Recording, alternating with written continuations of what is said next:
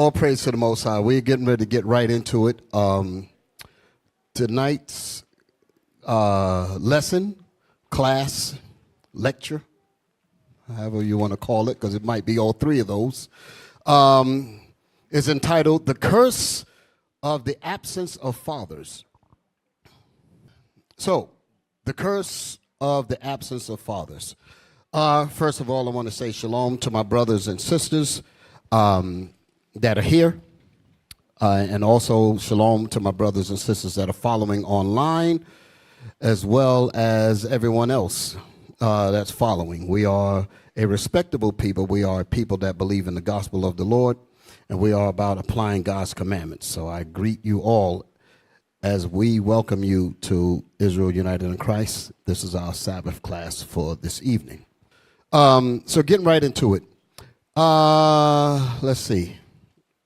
I made a point. I got several things here. And this class is going to be rather lengthy, but I'm not going to put it all in one shot. So I'm going to have a respectable time today, because I know you've been here all day, most of you, some of you. So I'm not going to have you here getting your raw bottoms as you're constantly sitting and waiting. So I'm going to be kind. But I'm going to give you enough just for you can really chew on and dwell on, because this is a subject that needs to be covered in multiples. This particular subject, talking about the curse of the absence of fathers, that is really the bedrock to everything that's going on among us. So you really cannot squeeze this in a few hours. This is something that's going to have to be talked about in sections, going to have to be talked about in episodes, if you will. So, but this week, because I'm going to do two things. I believe perhaps I'll be teaching like I'm teaching now on the 6 o'clock class this night, and maybe perhaps the next week. I believe that might be the case. If not, then I'll find other ways to get the second part out. But what I'm going to mention is that there's two sections to this topic that I want to bring up. The first one that I'm dealing with is, like I said, the curse of the absence of fathers. Then the next class, next lecture, if you will, is going to be the benefits and the blessings of fathers. Okay, so I want to show you both sides of it. So, because it's important for us to understand that there is a severe need for men to stand up right about now. Okay, we got a whole lot of evil that's all around us and is really growing among us and growing up around us like weeds. And it ain't playing games. It's really trying to take us out. So we're going to talk about these things, all right? My first scripture, who's reading? I got you, Bishop. You got me? Yes, okay. Sir. Deuteronomy 28, verse 54 and 55. Then we're going to continue with 56 and 57, okay? Let's read that. Deuteronomy 28, 54. Deuteronomy chapter 28 and verse 54. So that the man that is tender among you and very delicate, his eyes shall be evil toward his brother and toward the wife of his bosom. Read it again. Just had to. So that the man that is tender among you and very delicate. So this is Deuteronomy, the 28th chapter. And the 28th chapter records the curses, and actually recorded the blessings and the curses. If we were to obey the laws of God, we would have received the curses. We would have received the blessings. Excuse me. If we disobeyed the word of God, we would have, as we did, received the curses. So verse 1 to 14 is the blessings, how he would bless us if we were to keep the laws of God. We are the Israelites that the Bible speaks of. Verse 15 to 68 records the curses, letting you know that these laws were given to us on condition. Okay, the conditions, if we kept the laws of God, we'd be blessed. If we broke the laws of God, we'd be cursed. So verse 15 to 68 records the curses, primarily all of the curses that's recorded in the book of Deuteronomy, the 28th chapter, is a good majority of the curses that happen to us. But there are other chapters that also gives the curses in detail, and even more curses, okay? Like the book of Leviticus, the 26th chapter. There's more curses in there. That's absolutely severe. You know, curses all throughout the Bible because of our disobedience. So one of those curses was that our fathers were going to be missing. Now, as we read this, we're reading about it in the time period of when Rome besieged Jerusalem. That's the section of this chapter here that it's talking about in the 50s. In Deuteronomy 28, 54, 55, it was making an initial point of what happened to us when we were in Jerusalem when Rome came in to destroy us, okay, and when Babylon, because it actually happened twice. So let's read that again. I'm going to make the point not only that it deal with the initial time period of Babylon and Rome, because I'm talking about the two different time periods, but it's also written in a prophetic sense to talk about what's going on here in Babylon the Great and what happened and how these curses and this particular curse affected us here. Read. Deuteronomy chapter 28 and verse 54. So that the man that is tender among you and very delicate, his eyes shall be evil toward his brother and toward the wife of his bosom. So that's the curse. That's a curse about the man. The curse that happened to the man was that his eye, read it again. So that the man that is tender among you and very delicate. So that the man that is tender among you and very delicate, goodly man, solid man. Understand why it's saying it that way, because read it again. I'm going to just get into it just a little bit more, because we're going to go through this lesson in a little bit of psychology, meaning that I really want to get inside the minds. I'm not just going to read scriptures at you. You dig it? Yes, I want you to really think. I'm like what Bishop Kanai said. I don't want just, me just speaking and everybody just sitting there like bumps. You understand? I want y'all to feel it. And I want some participation. Going to be asking some things. And while I'm on that subject, I was speaking about Bishop Kanai in terms of how this particular lesson prompted my thinking was because over the past couple of months, I would say, we've been really dealing with a level of wickedness that has been unfathomable. I go with that word again. I got to get those. It's a tongue twister to me, but I know what I'm trying to say, right? It's unthinkable. There's some of the stuff that we've had to deal with. So I have to deal with those things. And when I say I have to deal with those things, I have to deal with them from a perspective of us being vigilant to make sure that these kinds of spirits are not among us.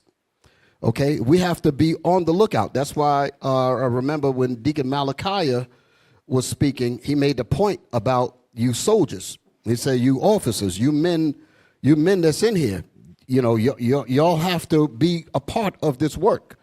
Pay attention to what's going on in the body. Don't just lean upon me or a couple of the leadership up here. Everybody has an incumbent responsibility to be vanguards for this truth and protect the sanctity of this gospel. Okay, that's a charge to all of us, and that's the reason why I was making that point about we got to go through the records, go through the files, go through the evaluations to make sure that everybody's doing their job. And the reason why that's important is because we have a hell of an enemy out there that's trying to literally kill us, and we really have to get our minds in gear with what's happening.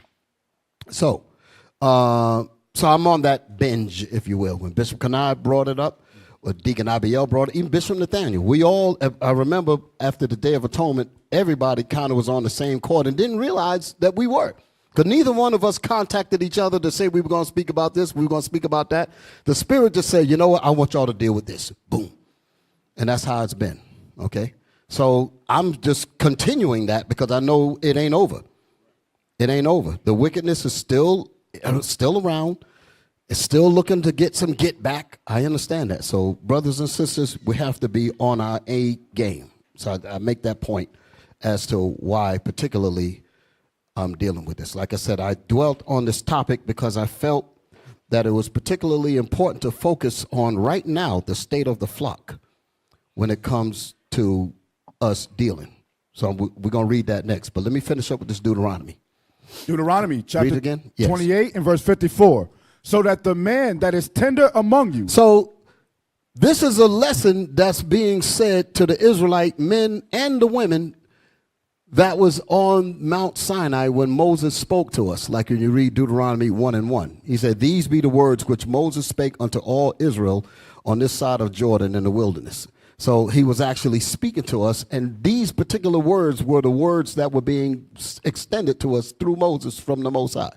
Read it again. So that the man that is tender among you and very delicate. So there was an understanding from the women that our men were tender. I ain't talking about tender like this gentleman crap out here, all feminized. I ain't talking about that.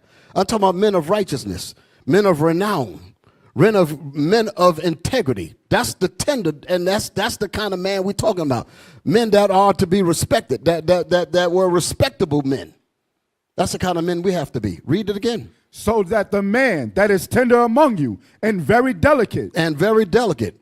Go ahead. His eye shall be evil toward his brother. So a good man will be turned into a nooker because of the curses. That's what we've been dealing with. Come on. And toward the wife of his bosom. And he shall also be evil to his wife as well. That's a curse. This is what's happening to us.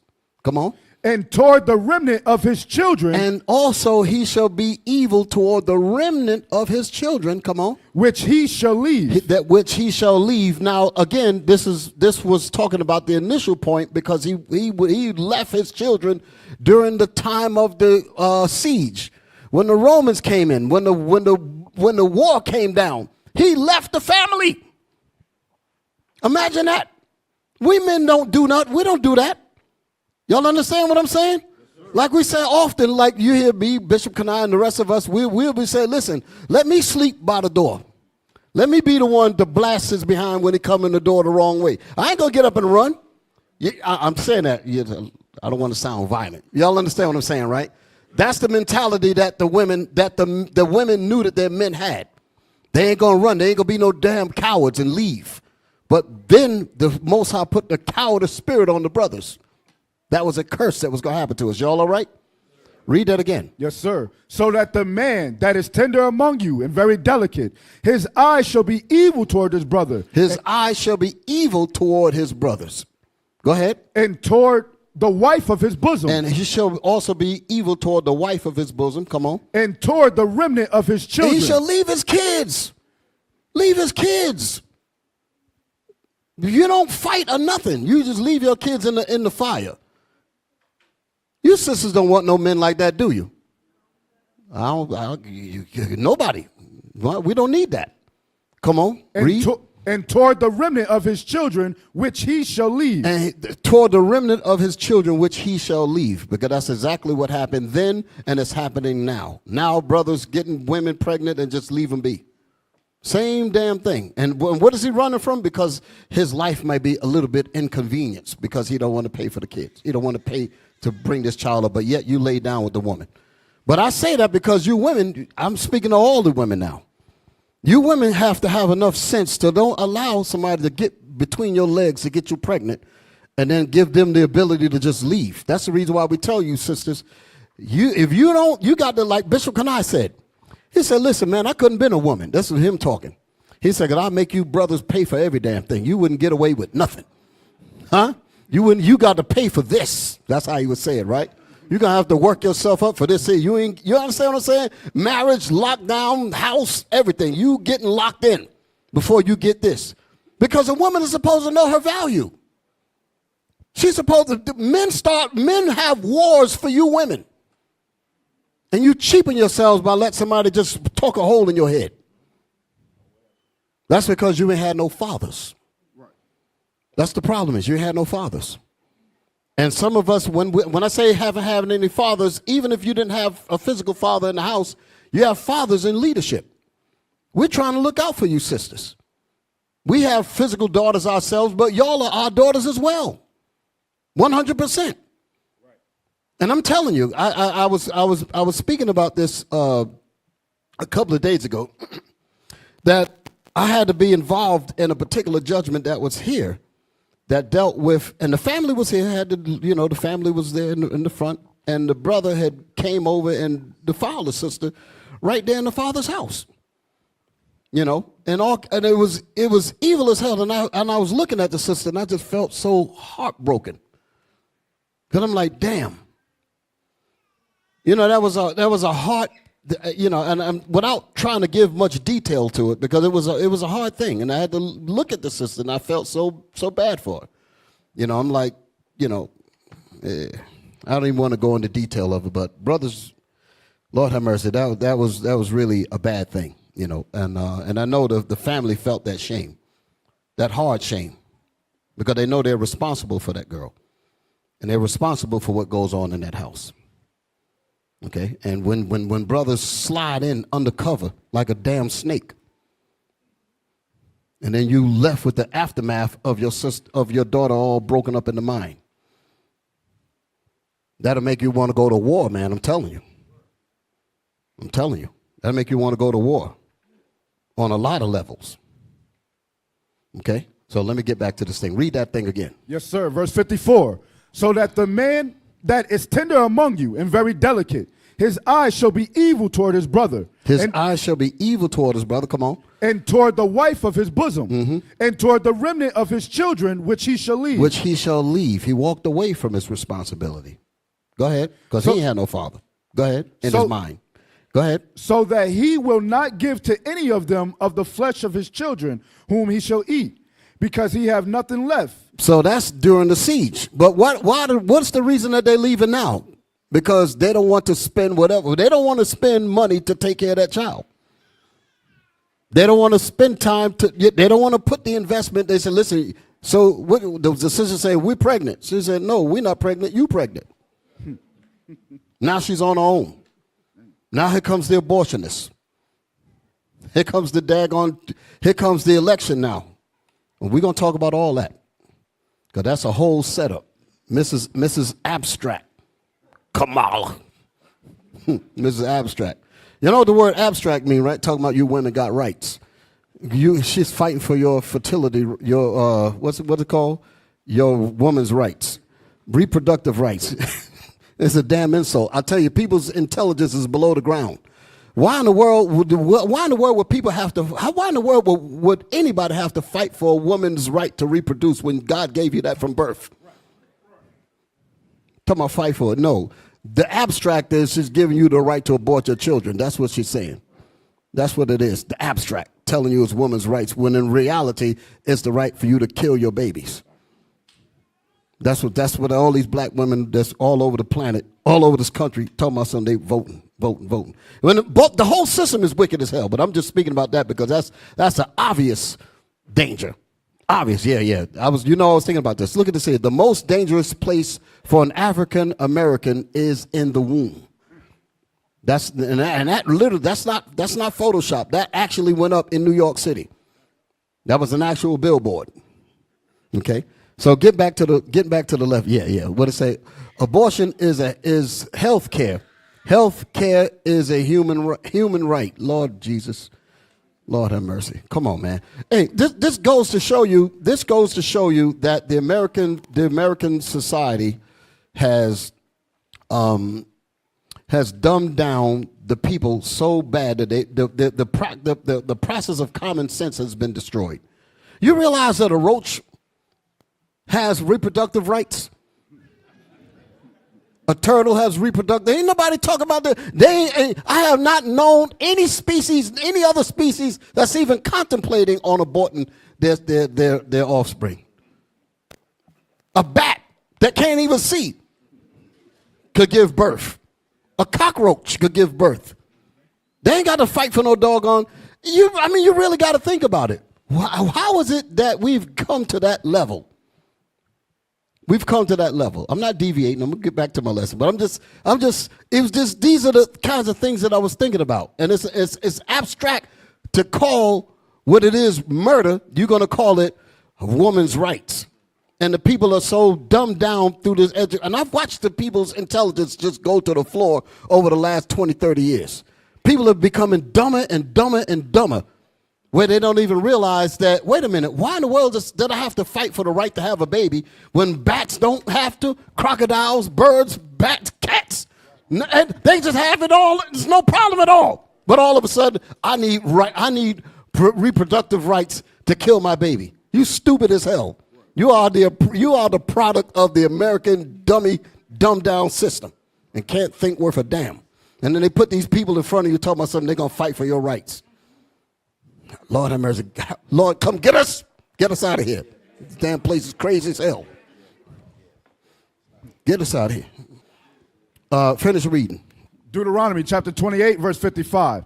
so that he will not give to any of them of the flesh of his children, whom he shall eat, because he have nothing left, him in the siege, and in the straitness, wherewith thy enemies shall distress thee. Where the enemy shall distress thee. This literally happened to us when 70 AD came down, and also during the time of when Babylon came down. Go ahead. When they destroyed, when the Edomites was on the other side saying, destroy it, even to the foundation thereof. We were going through that kind of calamity then.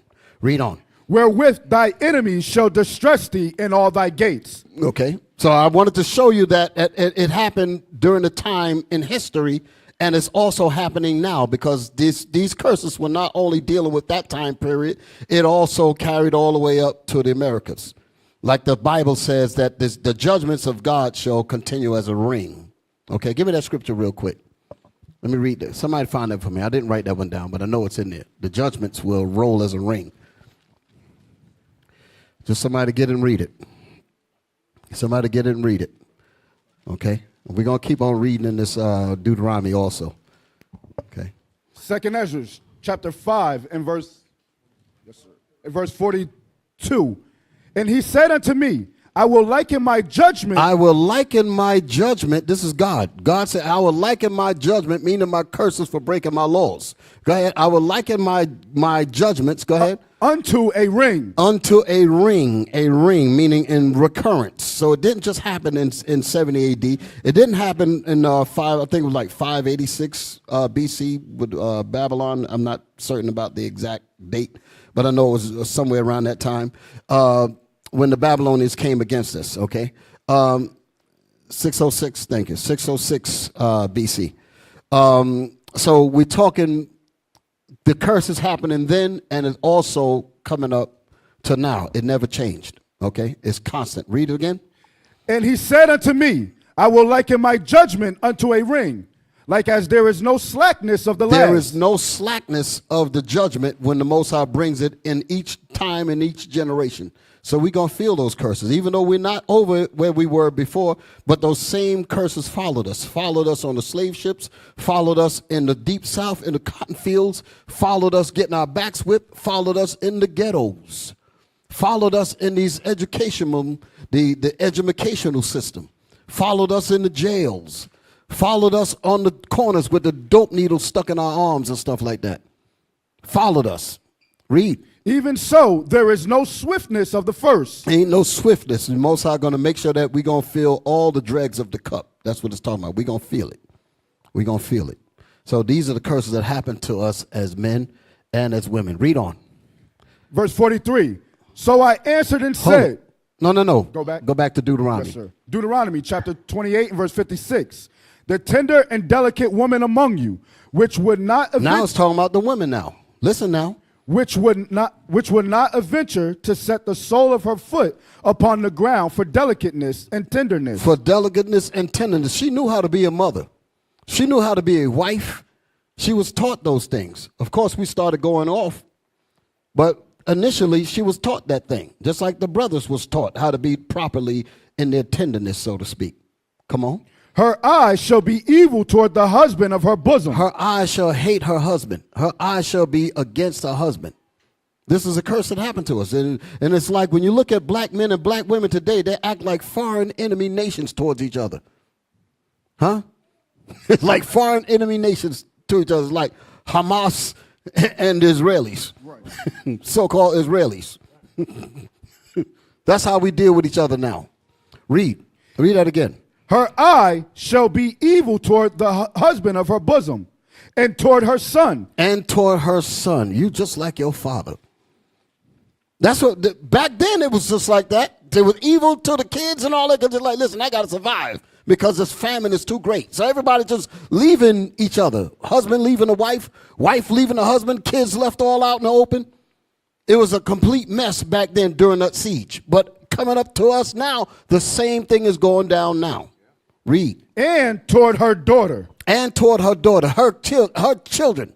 She'll allow her children to get eaten up. Hey, hold it. Give me the scriptures where it talks about the ostrich. Is it Lamentations? It's been a while since I read this, but it's a goodie. And we're coming back here. We're coming back here. Trying to remember where it's at. 4 and 3. 3. That's it. That's it. Read that. Lamentations chapter 4, verse 3. Even the sea monsters. Hold it. Even the sea monsters. Wait a minute. Didn't I just got through talking about that? The damn sea monsters don't abort their babies. Bring it out. The damn the snakes, the bats, sharks, none of them abort their babies. Read that again. Even the sea monsters. Even the sea monster got better sense. Go ahead. Draw out the breast. Draw out the breast. They give suck to their young They ones. give suck to their babies. Come on. The daughter of my people. Hold it. Wait. The daughter of my people. Damn. Go ahead. Is become cruel. Is become cruel. Like the ostrich in the wilderness. She's like the ostrich in the wilderness. The dumb ass ostrich. Ass is in the Bible. So I don't know if the Christian folk be getting on this line, be talking about something, we saying bad words and all that. Huh? Now, occasionally, I will say this here because I remember, I think it was the last time I taught up here, I got so angry because I was thinking about the situations. You know, and sometimes you let a word fly out. That was a slip of the tongue, brothers and sisters. So it's not my intent to alienate any of you. But we're passionate about what we bring out because we are fathers and we are leaders and we love our people. And we really wish that our people would not do such evil to cause us to get gray hairs before the time. Okay? Read that again. Lamentations chapter 4, verse 3. Even the sea monsters. The sea monsters. Draw out the breast. They give suck to their young ones. The daughter of my people. The Most High said the daughter of my people is worse than the sea monster. Is worse than a roach. I want you to understand what's happening. It does, like I said, because what we're going to read here is talk about the children of the ostrich. Read the whole thing, man. Just come on, because before somebody get emotional. Even the sea monsters draw out the breasts. They give suck to their young ones. The daughter of my people has become cruel, like the ostrich in the wilderness. So we're going to read the characteristics of an ostrich. Go ahead. Keep reading, Bishop? Yes. The tongue of the sucking child. No, okay. Where's that? No, must be in another part. That's it. That's the scripture. So we read about the ostrich. Now I need Job. That's the one. Job chapter 39 and verse 13. Yes. Gavest thou the goodly wings unto the peacocks? That's what the Most High did. The Most High gave goodly wings to the peacocks. Go ahead. Or wings and feathers unto the ostrich, which leaveth her eggs. What did the ostrich do? Which leaveth her eggs in the earth. Which leaveth her eggs in the earth. Go ahead. And warmeth them in dust. And warmeth them in the dust. That's what the ostrich does. Go ahead. And forgetteth. And the ostrich is so damn dim. And forgetteth that the foot may crush She'll walk and crush the damn egg that she was trying to warm up. Why is the Lord saying that his women are like the ostrich? Because that's exactly what we do in these quote-unquote abortion clinics. That's what we do. Irregardless of the reasons that you're trying to justify murder, there is no justification to keep your legs closed. That's how it is. And if someone rapes you, we'll deal with that. There's enough brothers, let me put it up so I don't sound crazy. Huh? Because they be trying to run this thing like a lot of the women are getting raped. No. Most of the, probably 98% of the abortions are because the women don't want to have the baby from the nooker that they lay down with. Very seldom, damn near minute, that it has anything to do with quote-unquote rape. Because I don't think brothers would tolerate that. We hear too much about rape. We be like, listen, let me put on the ski mask and let me go look for that nigga. You understand? There'd be some stuff like that. Y'all all right? Yes, sir. Okay. Let me get back in the spirit. Where we at? Verse 15. Job chapter 39 and verse 15. And forgetteth that the foot may crush them. And forgetteth that the foot may crush them. That's how our women have become. Why? because fathers are gone. So don't think I'm throwing shade at you women just because. It's because the fathers are not there. And we have to become fathers again. We have to become men again. Make fathers great again. That's the campaign. Huh? That's right, give it up.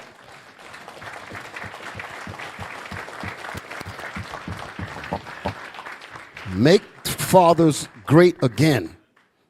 Okay? Where we at? Go back to Deuteronomy. Yes, sir. Deuteronomy chapter 28 and verse 56. The tender and delicate woman among you, which will not adventure to set the sole of her foot upon the ground for delicateness and tenderness. Go ahead. Her eyes shall be evil toward the husband of her bosom, and toward her son, and toward her daughter, and toward her young one that cometh out from between her feet. And toward her what? And toward her young one that cometh out from between her feet. To be evil to the children that you give birth to is to not give birth to them at all. It's to kill them. So this was happening during the siege, but it's also happening now. The ring, the curse continues. Well, what verse? Read on. And toward her children, which she shall bear. Which she shall bear. So the ones that she do have, she don't care about them. And she's going to come up with the reasons and say, well, I ain't got no money, I ain't got no this, I ain't got no whatever.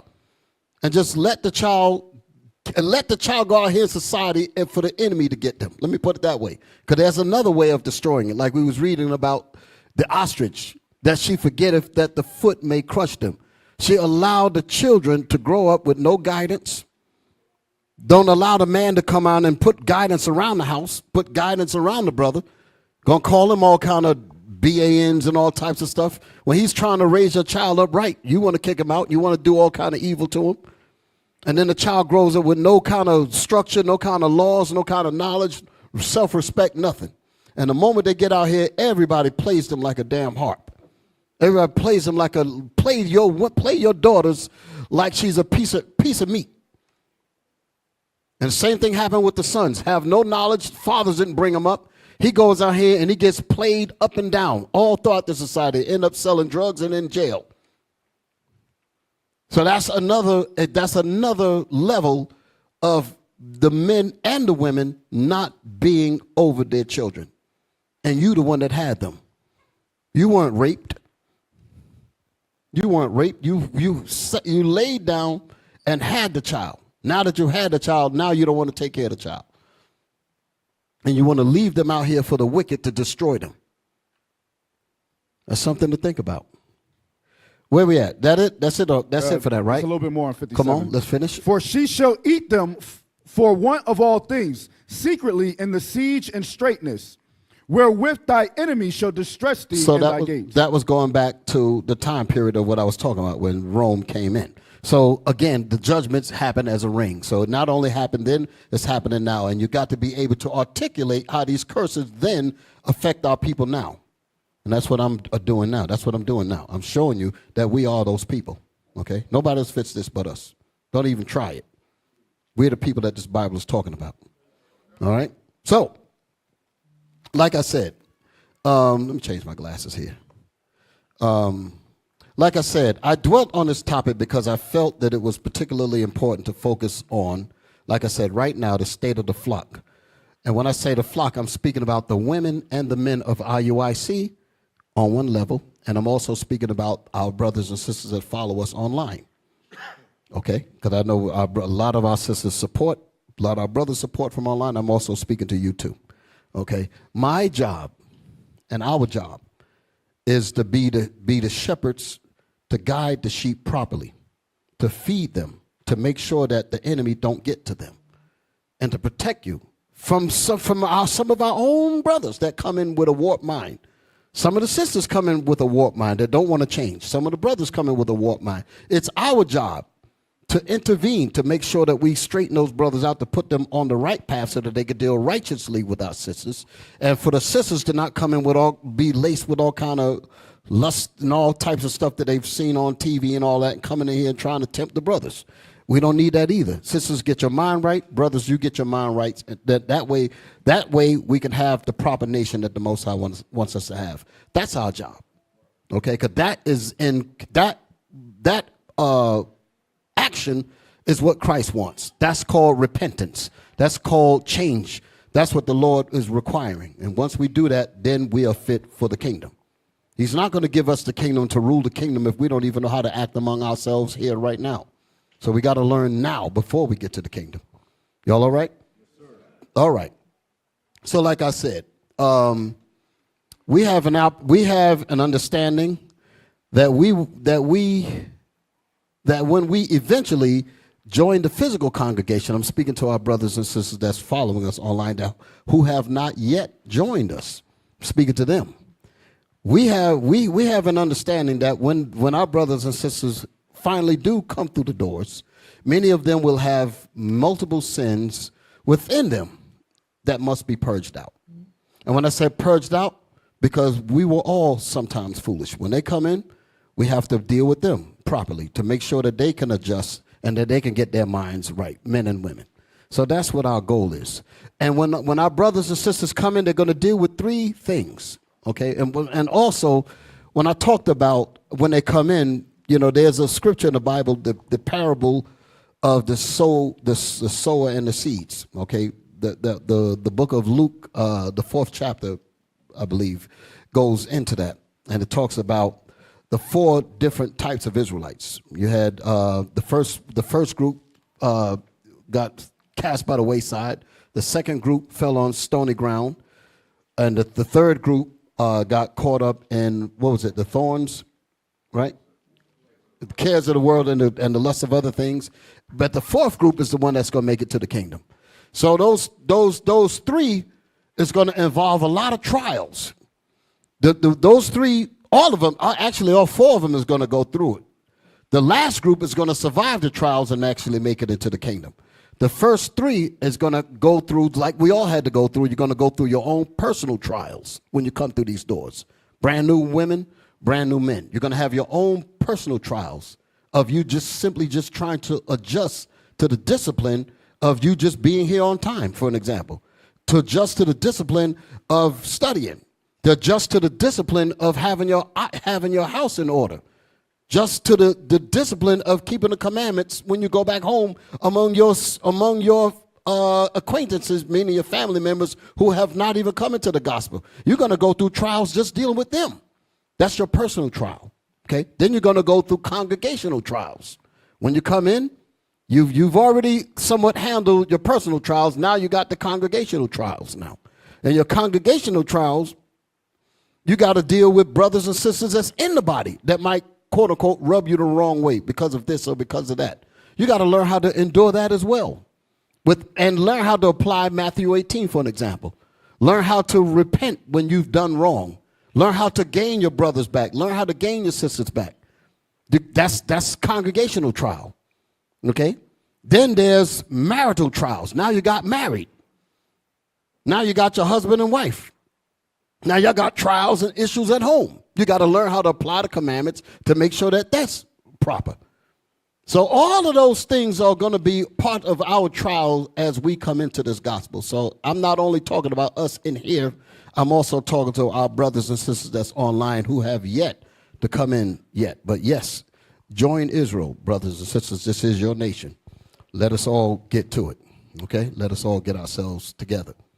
All right, moving on. Last time I taught here, like I said, it was on the Day of Atonement, and I was quite irate, like I said earlier. I was making that reference. Okay, the trials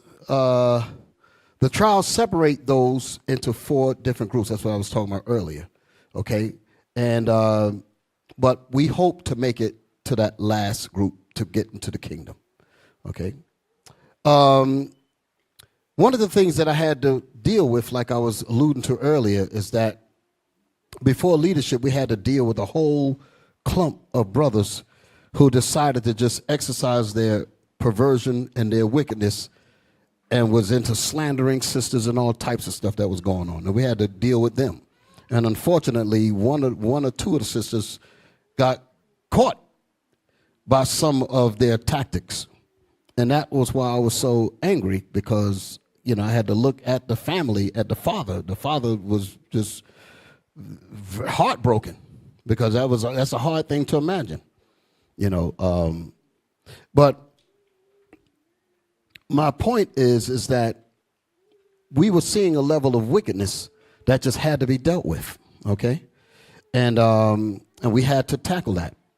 And I have not been able to take my finger off that button since, because I think that is one of the underlying things that's going on in some places very quietly. It's not, people are not really talking about it too much, but there is an underlying current that we have to go in there and get the cancer out. We got to root it out. We got to get in there. When I heard Deacon Malachi talk about how like 3 or 4 schools in the Northeast was going through some foolishness, some evil that was going on. So I'm like, this is pervasive. I said, the Lord is trying to show us something. He wants us to pay attention to something that's happening right up on our noses. And we would be dereliction in our duty if we did not hunt your behind out and deal with it. Okay? That's what I'm about. So, let me get right on to it. So I say that because we have to give an account for all of these souls. Have to give an account for all of you brothers, all you sisters. We have to give an account. Hebrews chapter 13, verse 17.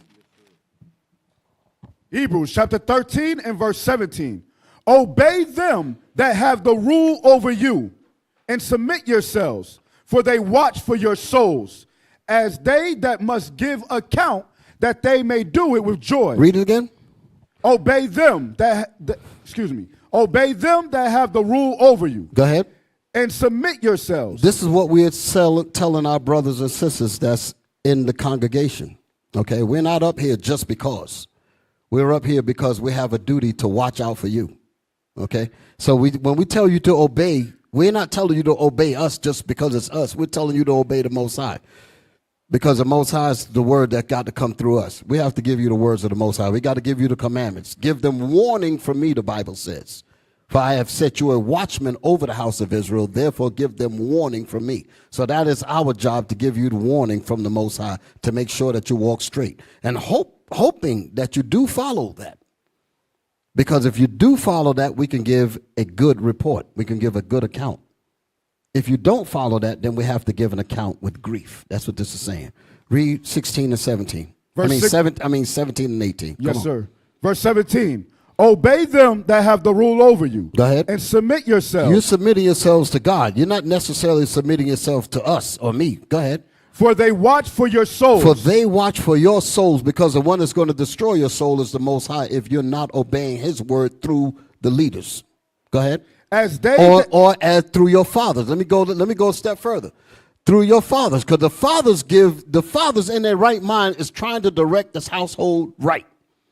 And if the person, the child, son or the daughter, do not listen to the words of their father, they're going to pay for that too. The father would have to say, Lord, I tried to bring my son up right. I tried to bring my daughter up right, but now I have to give an account, because now you're about to judge them for not listening. And when you judge them, I got to give that account because they didn't listen. So therefore, the axe doesn't fall on me for me not doing my job. I did my job, but you didn't want to hear it. Right. That's how that goes. Read that again. Obey them that have the rule over you, and submit yourselves. And submit yourselves. Come on. For they watch for your souls. For your parents watch for your souls. Your fathers watch for your soul. Your mothers watch for your soul. The leaders watch for your soul. Come on. As they that must give account. As they that what? Must give account. We must give an account, because you're our possession. You're our responsibility. We are entrusted to guide you. Go ahead. That they may do it with joy. We want to be able to give that account with joy. To say, this brother did listen, he did everything right, the sister did everything right, and here's the fruit, here's the peaceable, wonderful fruit. Because they did listen. And you can stand up in pride and say, listen, this brother, this sister, this son, this daughter, they did what I said to do according to the Bible, and let's reap the benefits of it. You can take credit for that. That's giving an account with joy. Go ahead. And not with grief. And we don't want to give an account with grief. Damn, they didn't listen. Look at her. Look at him. Look at her. You don't want to give that kind of account. Go ahead. For that is unprofitable for you. Because if that be the case, you're the one that's going to pay for that. It's not unprofitable for us because we did what we were supposed to do. That's what Ezekiel was talking about. He said, if you warn the wicked of their wicked ways and they do not listen, they're going to die because of their unwickedness, but you have delivered your soul. So who is it going to be unprofitable for? That man or that woman that didn't listen. That's what this is saying. Read. Pray for us. No, read that last statement again. Yes, sir. And not with grief. And we don't want to give it with grief. Come on. For that is unprofitable for you. Because if we have to give an unfavorable account, a judgment, no fellowship and all of that stuff, and then your mind get all messed up and you go back into the world, we still have to give that record to the Most High. This brother did not repent. This sister did not repent. They didn't want to listen, and they've been delivered to Satan. They're going to get destroyed, but we have delivered our souls. Some parents going to have to deal like that. Mothers and fathers going to have to deal like that. Just want y'all to understand that. So again, read. Verse 8. Yes, sir. Verse 18. Pray for us. But this is a heavy, heavy responsibility. Pray for us. For we trust. Hold it. That's just one of those dramatic pauses. Yes, sir. Yes, sir. Pray for us. We need your blessings. We need your help. We need your prayers. We need your thoughts. Think about the heaviness that we have. We have the whole nation on our shoulders. Pray for us. Pray that the Lord have mercy on us so that we can do the job properly. Because believe me, Satan messes with us too. Y'all all right? Okay, read on. Pray for us, for we trust we have a good conscience. We do have a good conscience. We do have a good conscience. I try to remember everything. And sometimes I don't remember everything. Sometimes I don't remember certain brothers. Sometimes I don't remember certain sisters. You know, a lot of people say, Bishop, can you send a prayer? And I make sure that I try to get it in. But I know I might miss a couple if I don't, meaning by name. So I try to do an inclusive one to get everybody. But I'm not perfect. We're not perfect. So pray for us. Read that again. Pray for us, for we trust we have a good conscience. Go ahead. In all things willing to live honestly. We are willing to live honest. This is the reason why we would check our own selves. And I'm really about that. I tell the brothers, if I'm out the spirit or whatever, check me. If I see my brother's out of the spirit, I'm going to check him. I'm going to check her. I'm going to check the wife. I'm going to check the daughter. I'm going to check the son. I'm checking everybody because I expect you to do that to me too. Love worketh no ill to his neighbor. Y'all ever heard that scripture before? That's in, what is it, Romans? I ain't got to read it. It's Romans 13, I think 10, 11, something like that. Love worketh no ill. What that's actually saying is that let love, meaning being able to correct one another, because it's the same thing like it says in Leviticus. Love thy neighbor as thyself, and suffer not sin upon them. To suffer sin upon them is you working ill to your neighbor. That's my point. If you allow your brothers to remain in sin, if you allow your sisters to remain in sin, you are allowing hate. You're showing hatred to that brother, and because of their non being corrected, they will be emboldened to remain in sin, which will be their detriment. But you say you love them. Scripture said, "Love worketh no ill to his neighbor." So that means we have to correct our brothers, correct our sisters, and allow them to correct us. Y'all all right? Yes, sir. All right, moving on. Give me Proverbs, because I made the point earlier when I said that we have to know the state of the flock. And that's why I was making a point to say that that's what somewhat prompted me to deal with this particular subject, was because we need to know what's going on in the body. And when I say the flock, I'm talking about the women and the men. I know the Bible in a patriot sense, you know, like the scripture says, the flock of my pastor are men. But the flock includes not only the women, including the men. It deals with the women too. We got to know what's going on with them. Y'all all right? Yes, sir. Okay.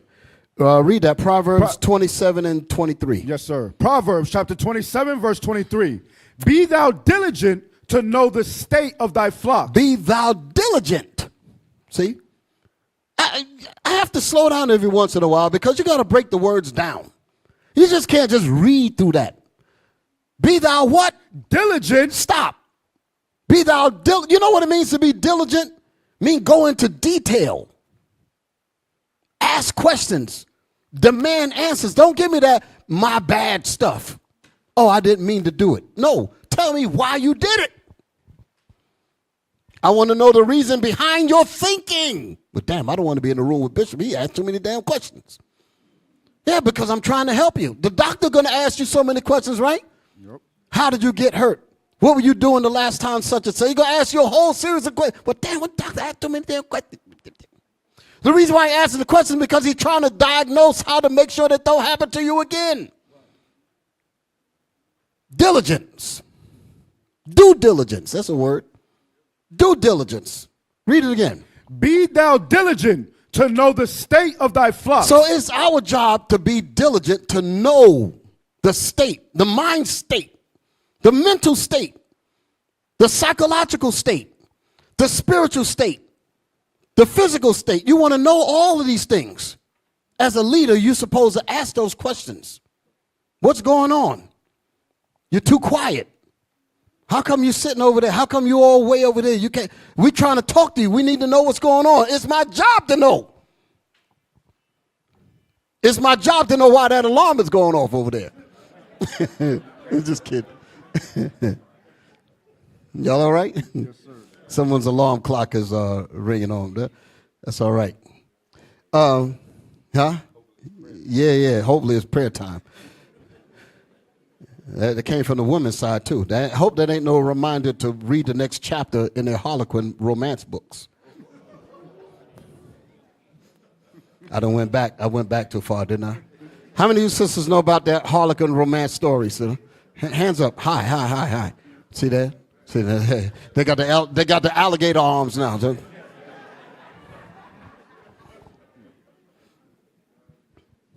Know the state of the flock, right? Yes, sir. So here's the point. Read it again.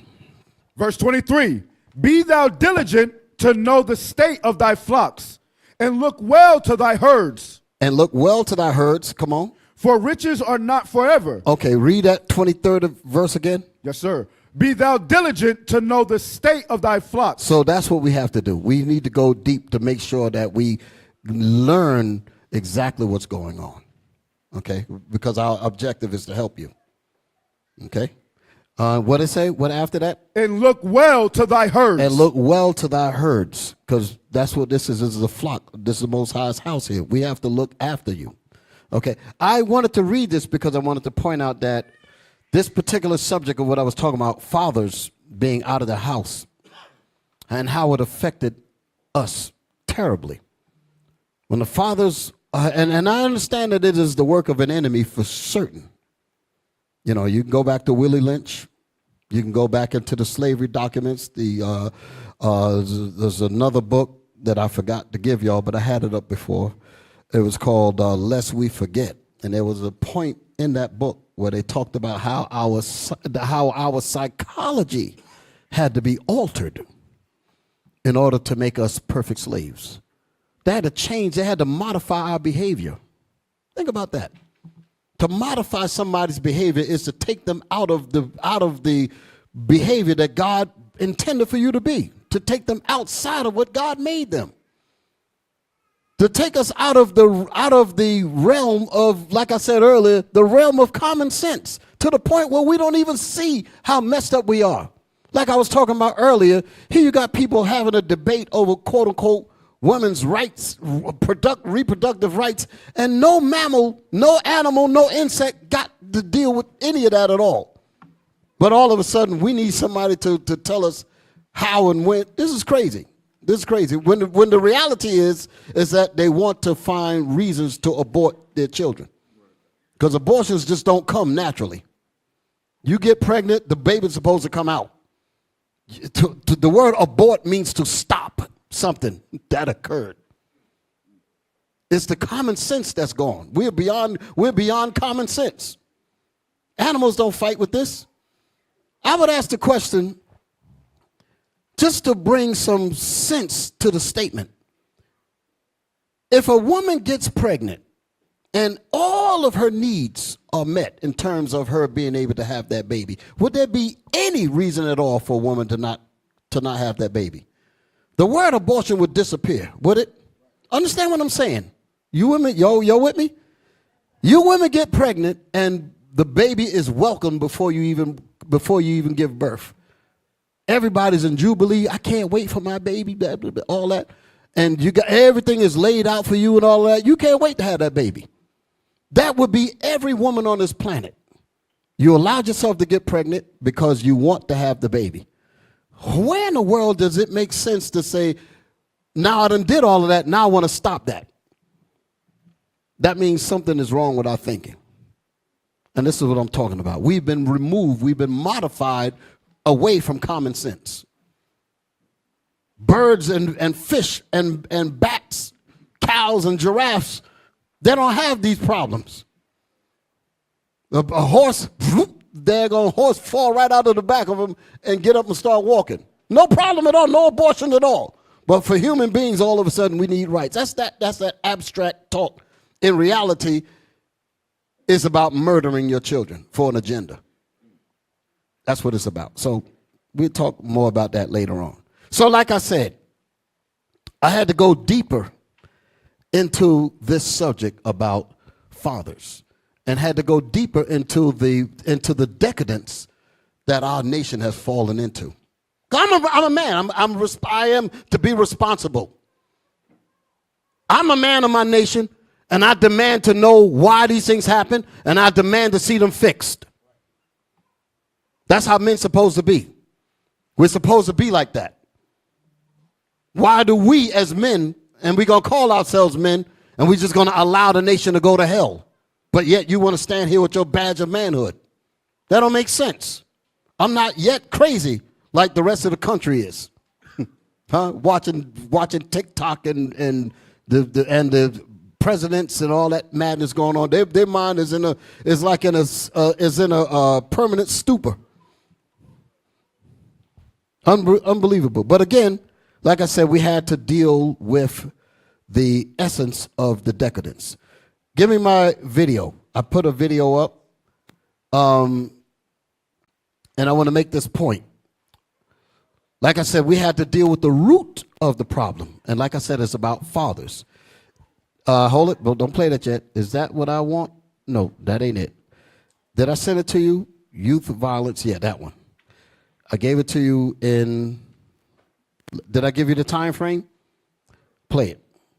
This right here. Play what I gave you. Now, before you hit the button, yeah, that was it. That was it. Just hang on a second.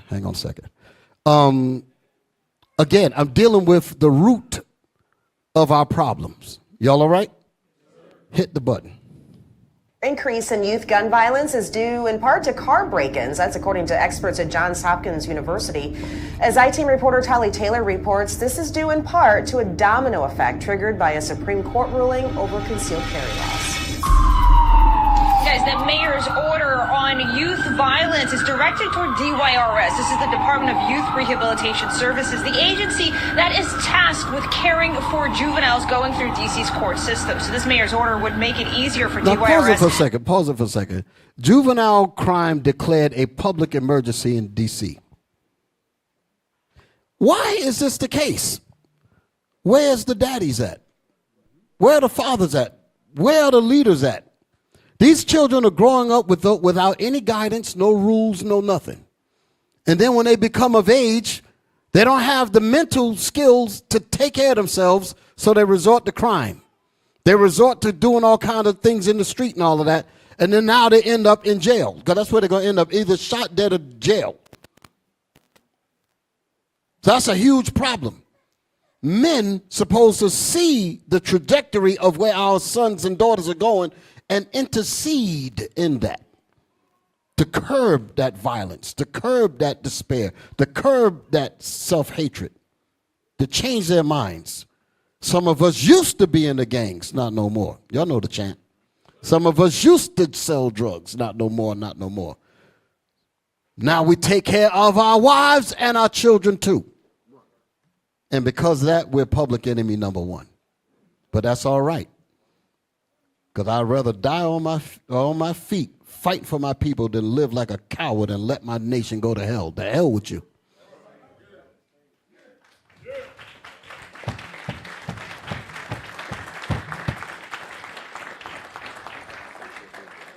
Okay. Okay. Play on. To procure more beds to hold juveniles. This order Wait a minute. recognizing Wait. Slide that back again, just a little bit. That's the part I needed. with care.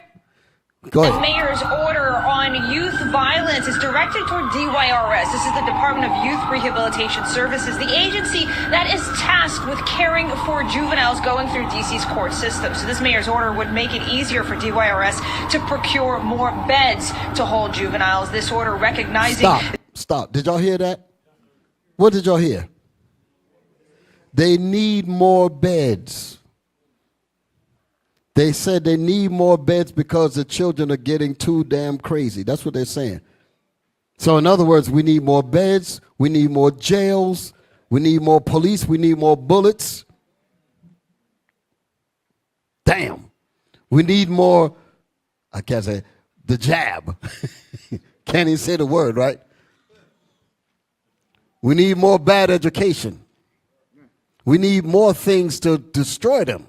We need more abortions. It all fit. That's how they talking. Play on.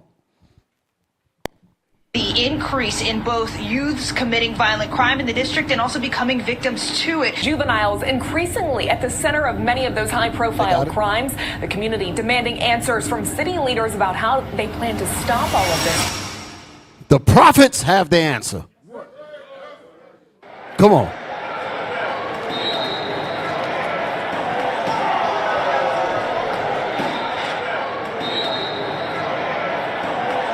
Men must recognize what they are.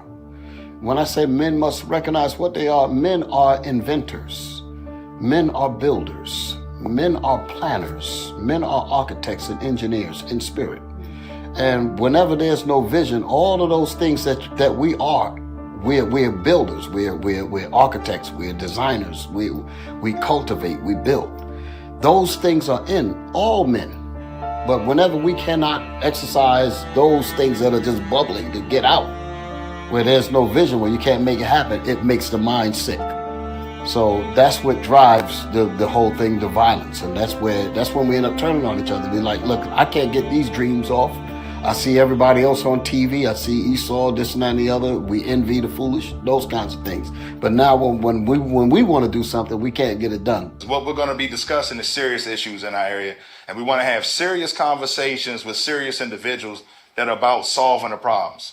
You know, last week, Friday, and I want to bring this up, we had 5 kids get shot at a senior skip day. And what we're going to discuss, the issues that we're going to discuss, they're not prevalent in any other community. So the solutions that are going to be required are going to be different because we have a different set of problems in our community. And that's why we want you brothers and sisters to hear, and we want to have adult conversations and serious dialogue, not just to be in here talking, but really getting down and understanding, why do we do these things? Why do our young men, now women, act out in a violent fashion? So this youth, it used to be synonymous with the young men, youth violence, but now what we're seeing, particularly in this area, that our sisters and now young sisters are partaking in the same thing. All praise to the Most High. So now I want to play another video. I think Deacon Arthon sent me something.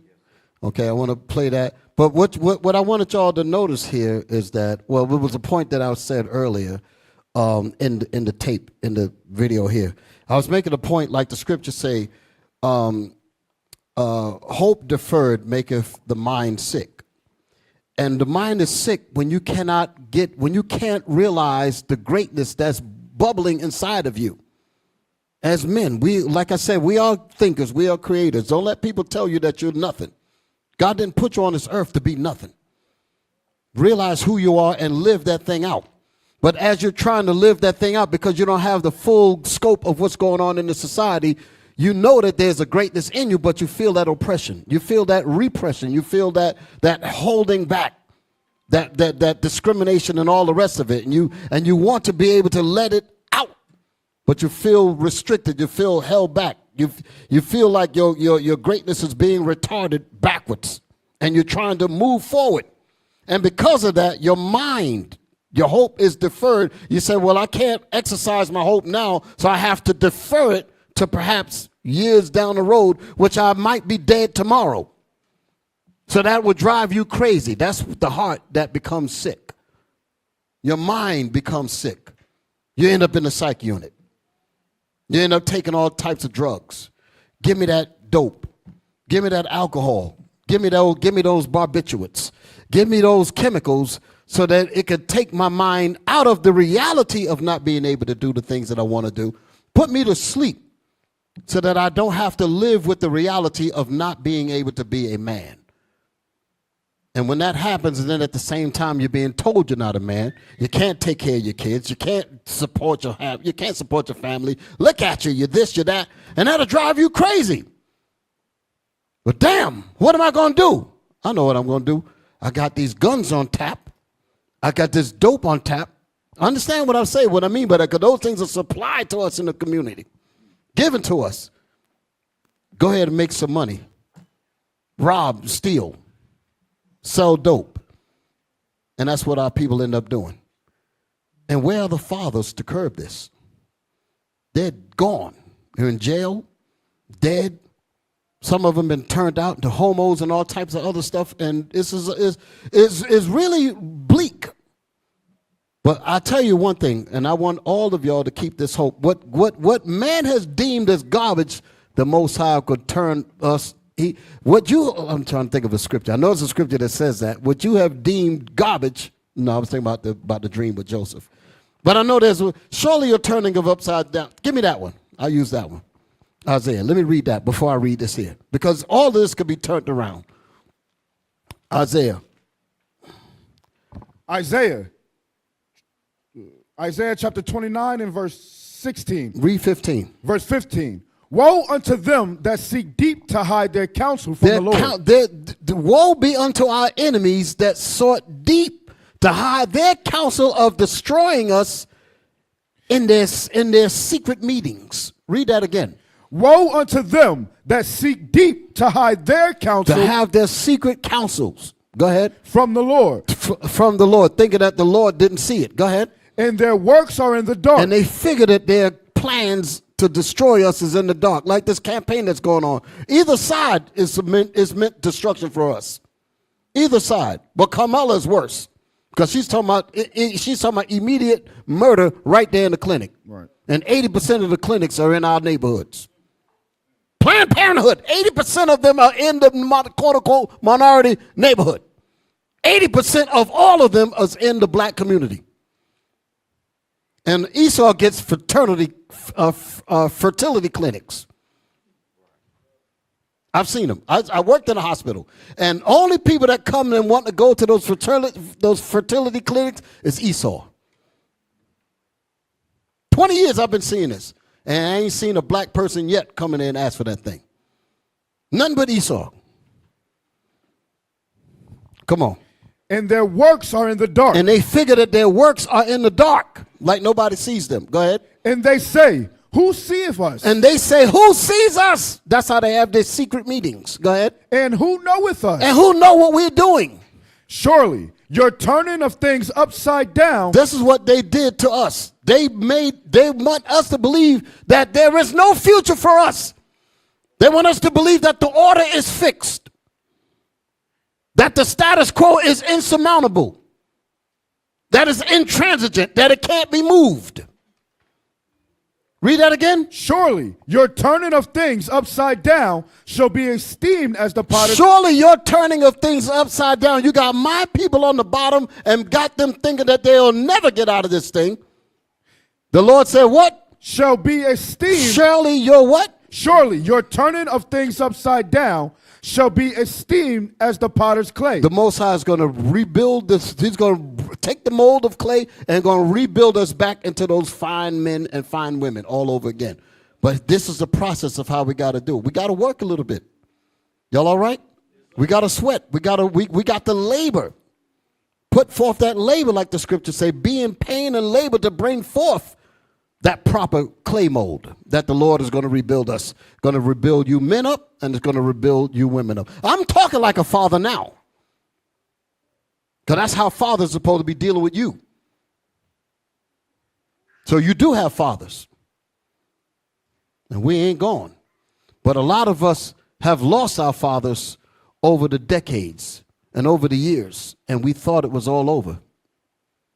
So we need to examine what has happened as a result of the fathers being missing so that we can know how to fix the problem.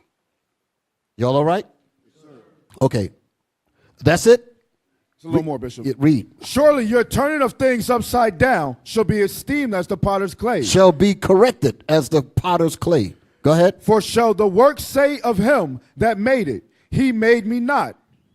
Or shall the thing framed say of him that framed it, he had no understanding? No, because the Most High is the one that's over the clay. He's the potter over the clay. He's going to make one clay mold to honor and another one to dishonor. Right now, they got us as the dishonored clay. Like they're the honor. The Most High getting ready to turn that whole scene around.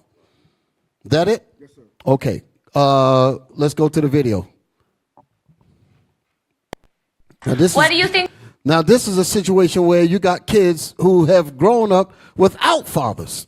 And this is the result of what it's like. And I'm watching this for the first time. I'll always like to preview these things, but I didn't get a chance to preview this.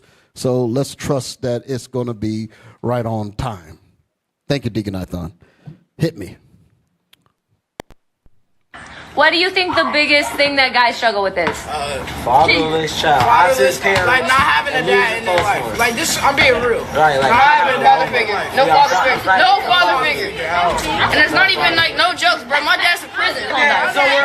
My dad's in prison. Wait a minute now. My dad's in prison. Go ahead. My dad's in prison. Like, My dad is doing drugs for real. It's something about like it was one guy that didn't take care of his kid. He had kids. He didn't take care of his disciples. We live in these like shitty areas with no father figures, bro.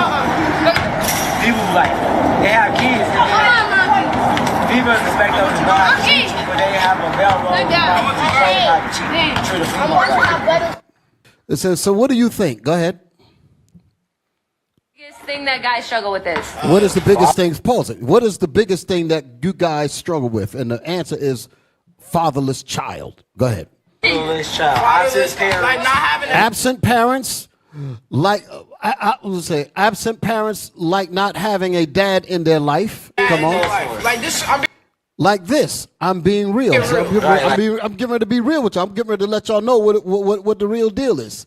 Not having a dad in their life. Come on. No father figure. No father figure. No father figure, no leadership, no guide, no nothing. Imagine you as a man growing up and you got nobody to look to.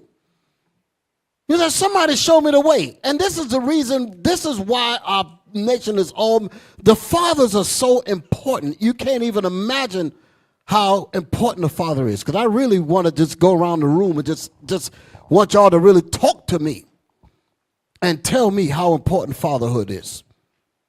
Tell me, because I got my question laid down. I'm going to come to you. I'm going to bring that up. I want y'all to be able to expound on the detriments that come for not having a father. You can't even imagine it. All of the things that you would look up to try to get some sense of direction, some sense of identity, what your morals should be, what your scruples, your direction, all of that comes from a father. To give you your discipline, to show you what to say yes to and what to say no to. How to be a man, how to take care of yourself, how to take care of your family, how to be a man and stand up, how to be a pillar for your family, be a pillar for your community, be a pillar for your nation. Fathers are supposed to show you that. But when that father is removed, you're basically like a ship that's in the middle of the ocean with no rudder, just going wherever the wind blows. Lost. And that's exactly why they use us on the gridiron, the basketball court, use us for all kinds of things because we have no compass in our head to direct where we should go. That's really terrible.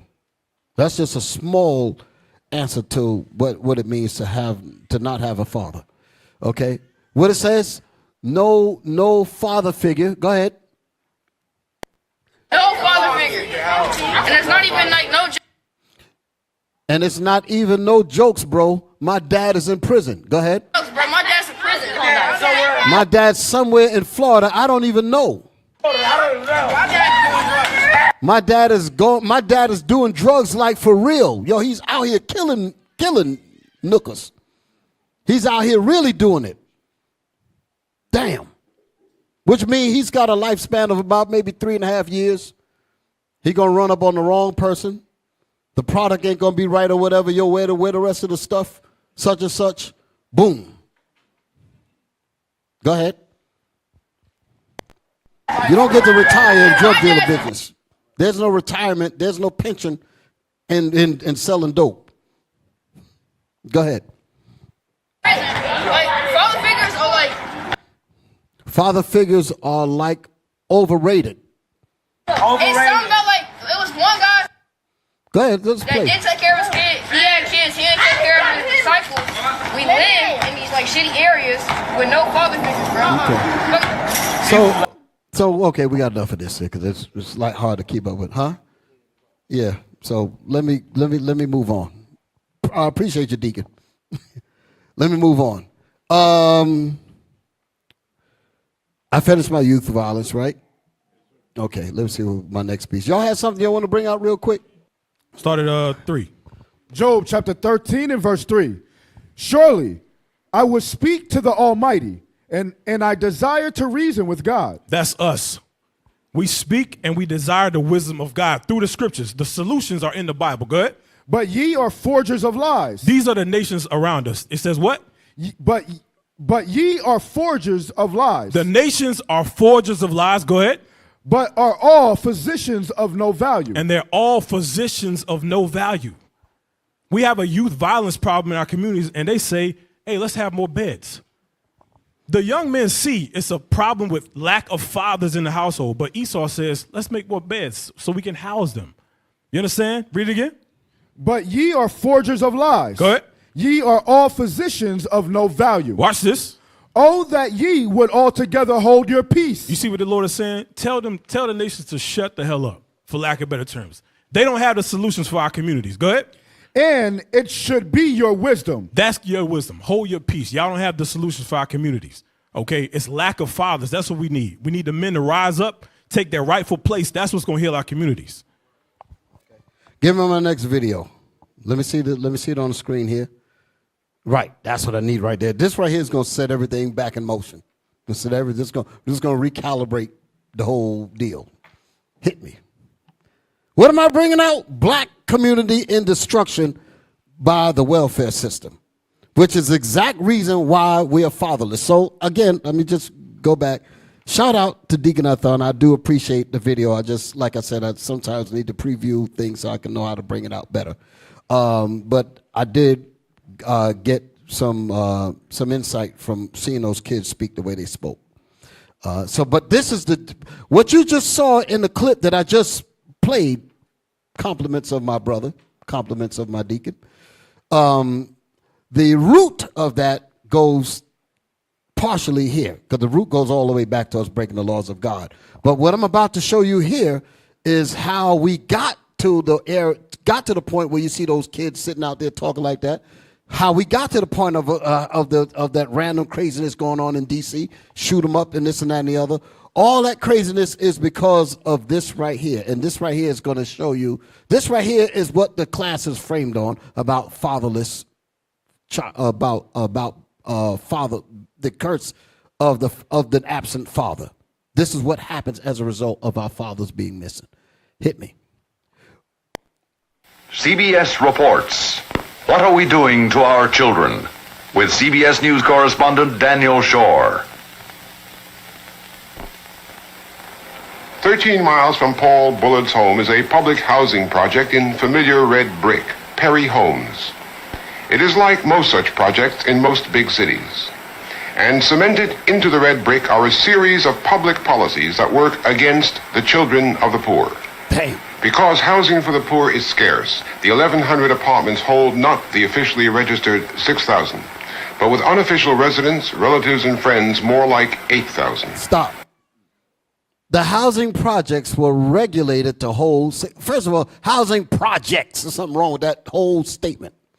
But the projects were rated to hold 6,000 people, and they have an extra 2,000 people that they have to cram into there. That's going to automatically bring problems. Automatically bring problems. And this kind of thing is back in the 70s. That's when I grew up in the South. This is my time period here. This was going on back then. You got 2,000 more people crammed up in there. And the resources is there for only 6,000 people. So what is 2,000 people extra going to do? It's going to be a problem.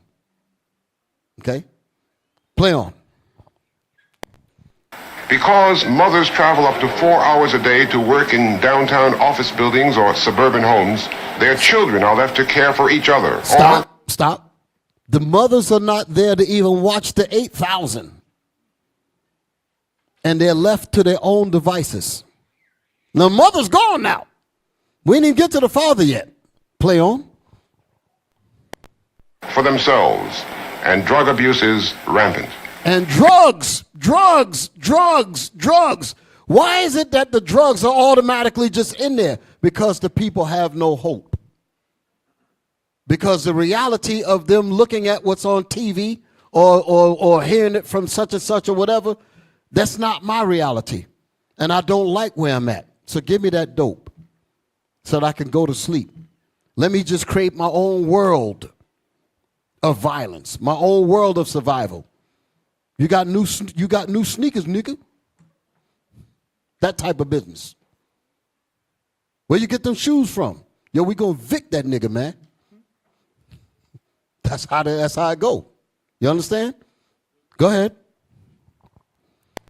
Because family planning measures have lagged, there are many teenage mothers. I wanted to hear that. Family planning.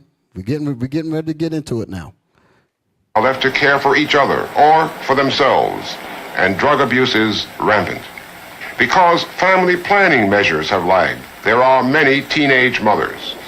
Do you find that there is an incidence of young girls becoming pregnant? Yes, we have a high rate of that too. At about what age? I used to say age 14, but I'm thinking I'm having to back up and say age 12. Did y'all hear that? So you have young girls getting pregnant. You got to get into the psychology of all of this. Why is it that a young girl at 12 years old laying down to get pregnant? Where is the father to tell her how to live a life where she can learn to be responsible? She's already given her life up to having a baby at 12, 13 years old. The damn children that she's having might be like a little brother, much less like a mother as a child. But these are realities that's going on. Play on. Because the poor are shortchanged on education, it may take 2 years to get testing for a child with learning problems. And the Perry Homes schools have reading levels among the lowest in the city. So if the reading levels are low, how do you think that's going to affect them in the quote-unquote job market? How do you think that's going to affect them with their ability to be able to earn, to take care of this family? All of that stuff works together. All of this is by a plan. But we as men, we can't sit by and just let this happen. We can't. We can't. Play on. Because Perry Homes was planned on a minimum budget, there are few places for children to play. Because of the same kind of planning, Perry Homes has no doctor, no dentist, no pharmacy. Nearby there is a well baby clinic, but no sick baby clinic. And the sick must travel 12 miles to wait for attention at Grady Memorial Hospital. And partly because of the general rule that welfare is cut off. Grady Hospital is like the what they call the city hospital in Atlanta, right? It's equivalent to Harlem Hospital in New York. Anybody could go in there. It's because it's a city hospital. I mean, drugs, you name it, murder shots, gunshots, you name it, it's all there. Trauma hospital, all that. That's what kind of places these things are. So you be in there and you see people coming in, shot up, drugged up, overdosed, everything. So that's what's in these places. This is really terrible. This is like a damn war zone that we live in. Go ahead, play on. There is a man in the house. Fathers are often driven away so that mother and children can eat. But back it up again. Back that statement up again. Partly because of the general rule that welfare is cut off if there is a man in the house, fathers are often driven away so that mother and children can eat. 85% of the head of household is a woman, because most of the men who should be in the household, they cannot make a decent living. And of course it is better to know that a child will be fed 12 months out of the year than 3 months, which you do in the summer when construction work, you can make a decent living. The man in the house... Pause it for a second. I want to make some statements about what we're watching here. Like I was saying, this goes into the psychology levels of black men that can't take care of their families. And this is what brings on the crime. This is what brings on the violence and all that, because we feel, many of the men, because we are not able to do this, we feel stunned in our growth as men. And that's that hope deferred again, maketh the mind sick, drives you into craziness. A lot of these hospitals have psychiatric wards and all of that in them as well, psych courts and all types of stuff that's in there. And our people fill them up. I'm telling you, it's Lord have mercy. To even work in those systems, you actually get to see the ugly. You know what we used to say in hospital language? The hospitals is basically the toilet of the city. You'll understand? Let me put my glasses on so I can see. Y'all understand what that means? That means the worst of the city goes to the hospital. The crazy goes to the hospital. The sick goes to the hospital. The bugged out goes to everything that's messed up. The hospital deals with that. And we have to deal with that when they come in. So we see it all. The psych units, the gunshots, you name it, that's where they come. Some bad stuff. I'm telling you, some real bad stuff. And I imagine that seeing this stuff so much will pretty much drive your passion, if you will. It'll drive you to be, even like police officers that I know, they see this stuff all the time. I had to work with many of them. They bringing people in. Chain of custody releases and all of that. Have to deal with all of that and know how bugged out they are. Correction officers and everybody. And you get to see this stuff on a day-to-day basis. It really messes you up. It makes you angry, very angry, because you see the inroads from not having fathers. You see the inroads of not having resources. You see the inroads of not having education. You see the inroads of not having good health care, all of that. You get to see all of these problems manifest right there in the toilet of the city called the hospital. Y'all all right? Okay.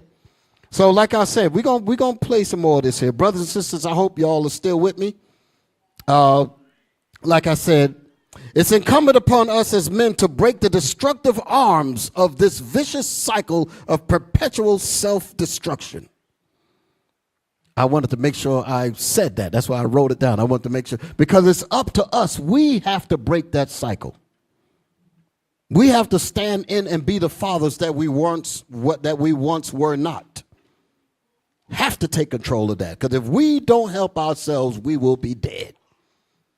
If we don't stand up and fill the gap and stand in the gap, we will be dead. It's as simple as that. Ain't nobody gonna help us except we help ourselves. And when we help ourselves, then the Lord will help us.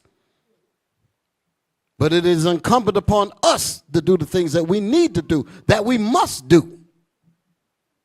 So that's why I'm saying those things, right? Yes, sir. Yeah, come on. Huh? I can't say it again. Rewind the tape. I can't remember what I said. It came out now. Huh? I said, it is incumbent upon us as men to break the destructive arms of this vicious cycle of perpetual self-destruction. You got it? Okay. You're something else. You and your memes. But that's all right. All praise to the Most High. Yes, sir. Yes, sir. We must break the axis of evil that feeds these arms that lead us right into the many paths that literally destroys our lives. Okay, when I talk about an axis, the axis is the main point that branches off into the many different things that we participate that collectively works to our destruction. Okay, an axis. Okay, I actually want to look that word up. Look up the word axis, just because I threw it out there. AXIS. What it says. Brothers and sisters see me going back from one pair of glasses to the others. One is a set of reading glasses and the other is the glasses. I'm like, I got the wrong prescription. I didn't even do it right. I should have got what they call the bifocal so I can, but anyway, never mind. Come on, man. I'm getting old. Just like I said, pray for me. Y'all all right? Read. Axis.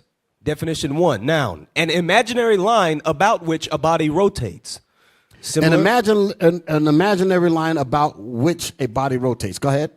Similar. Center line, vertical, horizontal. Geometry. An imaginary straight line passing through the center of a symmetrical solid about which a plane figure can be conceived as rotating to generate the solid. An imaginary line which divides something into equal or roughly equal halves, especially the direction of its greatest length. Okay, look at mathematics. Mathematics. A fixed reference line for the measurement of coordinates. That might not even sound like the right answer, but that is the answer. Read that again.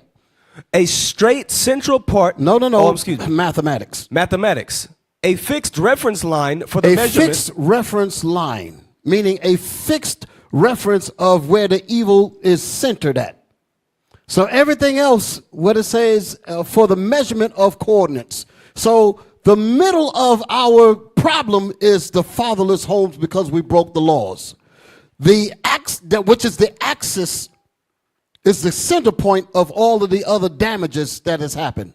So all of these things are swirling around that axis: broken homes, unwed mothers, drugs, violence. All of these things are the coordinates that are set because of the central problem, which is the axis from where everything rotates around. Y'all understand what I'm saying? I know I ain't breaking it down the way it was like some brothers can actually do it. It's talk about all them crazy words and all that. But this is the point here, all right? So everything is centered around our inability to have fathers in the home. And because of that, it tangents into many other problems. And all of these problems swirl around this axis that guarantees that all of these different branches of this eugenics tree, for an example, will do. The eugenics tree, white supremacy is the axis. What comes from that eugenics tree? All of those branches that comes from it, to make it simple. I'm trying to break it down like that. Like number, what did it say? Okay. Yeah. Right. This. Which other? Okay, a straight, damn, there was right there. A straight central part in a structure to which other parts are connected. Thank you. That's the answer. That's the answer. Thank you. That's the answer right there. All right, let's go back to where I was at. So I was making a point that, go back to the video before we play it. I'm going to make this point here. I said, so we must break the axis of evil that feeds these arms, the arms of all of the different things that I pointed to. Feed these arms that lead us right into the many paths that literally destroys our lives. So those many paths are those things that are connected to the main death of not having a father in the home. Right? Everybody's with me? Sisters, y'all with me? Okay. So the question is, how did the welfare system destroy the black family? Many might say that how could money be the problem? Money could only help, Right? Somebody might answer that. Somebody might say that. How in the world could money destroy? Because you get rid of the man, now you got some money. And our sisters went for that. So when the men were kicked out, a terrible thing happened as a result of that. It's not the money. It's the psychology that the money brings to the psyche of the black man. That's the detriment. In other words, he's replaced by a government check. So the woman is forced to say, get out and let me take the government check because this government check is better than you. So I don't care what you can give my son. Now it's my son now. It ain't our son no more. It's my son, as she say, because you're not valued anymore. You've been reduced to a paycheck. That messes with the brother's mind. That messes with the brother's mind. Okay? When black men are basically being told by their women that they are replaceable. Didn't Beyonce make a song called that? Didn't she? Wasn't it something like that? To the left? To the left? Don't the song have some kind of lyrics in that? The car that I'm driving, I bought it. That's Destiny's Child. I'm getting all this stuff mixed up. But y'all know what I'm talking about, right? It's basically saying that you ain't nothing but a paycheck. So what does that do to the brother? What did that do to the brother? Like I said, when black men are basically told by their women that they are replaceable, like I said, Beyonce brought that up. The man is considered replaceable because a government paycheck that leaves the father spiritually broken. He's broken now because he said, damn, that's all I'm about? So what about the guidance that I would give my son? What about the direction? What about the discipline? What about the structure that I would set in the home? All of that's been replaced by a paycheck. So what does that leave with the brother? He's totally bugged out. My kids don't want me. Only thing they look for me is some money. But what about the stuff that daddy can give you? Well, we don't need any of that. Well, hell, get out. And he's in the streets, walking up and down. Mind is broken. A lot of these people end up in these psych units committing crimes, jail, or dead. So we're dying on one end, and the abortion is getting us on the other end. So we just caught in the middle. And they're killing the women too. Because when the abortion go down, whether the woman's pregnant with a man or child, the male or female, the death is getting both of them. So we're just being extinguished completely. All in the name of women's rights. What an insult. Play on in that video. Rule was written to prevent welfare cheating, to make sure that aid to families with dependent children would go only to families headed by mothers. But the effect of the man in the house rule is to create for children an atmosphere of investigation and surveillance. And thus, the welfare system in its operation turns out to be a system to make life harder for children. The welfare system helps the disintegration of the American family. It offers money to families if the fathers will leave them and stay away, in that sense undoing the very stability of the family and taking away one of the two parents that children, of course, need. And what I have seen, I'm afraid to say, all over the country is that the legal system works against the best kind of home for these children. We don't encourage parents to be at home with the children. We don't encourage mothers to feel that they can find their destiny as mothers. We take away, in many of the most vulnerable homes, fathers from those homes. We herd foster children together in institutions rather than trying to find decent homes for them. We don't tap the resources we have in communities and with respect to older people so that they can help out vulnerable So the homes. older people that he's speaking about, I know it's kind of hard to listen to him. Yeah. But he's telling you what it is. Sometimes I overlook that. Facts are facts. But he's making a point that the resources could be the people in the community. Black men. The laws were set up that you could even come in and even help on that level. So it was designed for the children to grow up without guidance.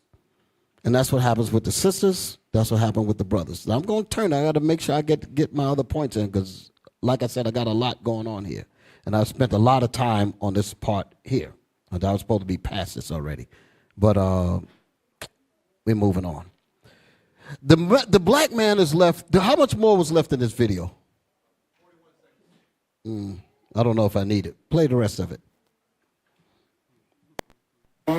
We don't sanction and encourage and support in every way, morally, psychologically, and financially, the dignity and integrity of the home. And in the worst of it is that the homes that are most vulnerable are the homes that are least supported by the policies of local, state, and federal governments. And no wonder then, out of these more vulnerable neighborhoods, we get an endless cycle of troubled, delinquent, wayward youth who grow up even more and become the lawbreakers of our society. Now, I don't know how you break the cycle except by starting out with young children. Okay, yeah, I needed that. That's exactly what happens. When the fathers are not there, the cycle continues. Our enemies knew this. They knew by getting rid of the man, getting rid of the father, it was going to create a perpetual cycle of destruction.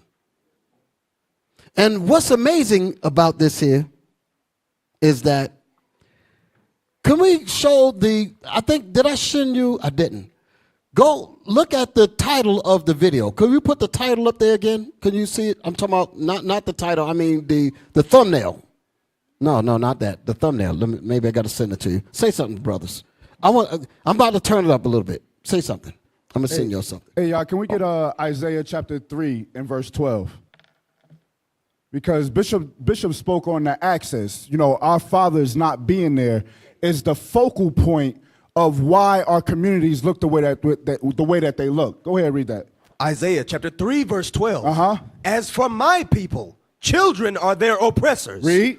And women rule over them. So because the women accepted the gift, now the women are ruling over the children, and without the fathers being in the household, the children they only have the women to look to on how to deal with matters. Okay, so that's why our children are so emotional nowadays, because they only got the women to be as their guide.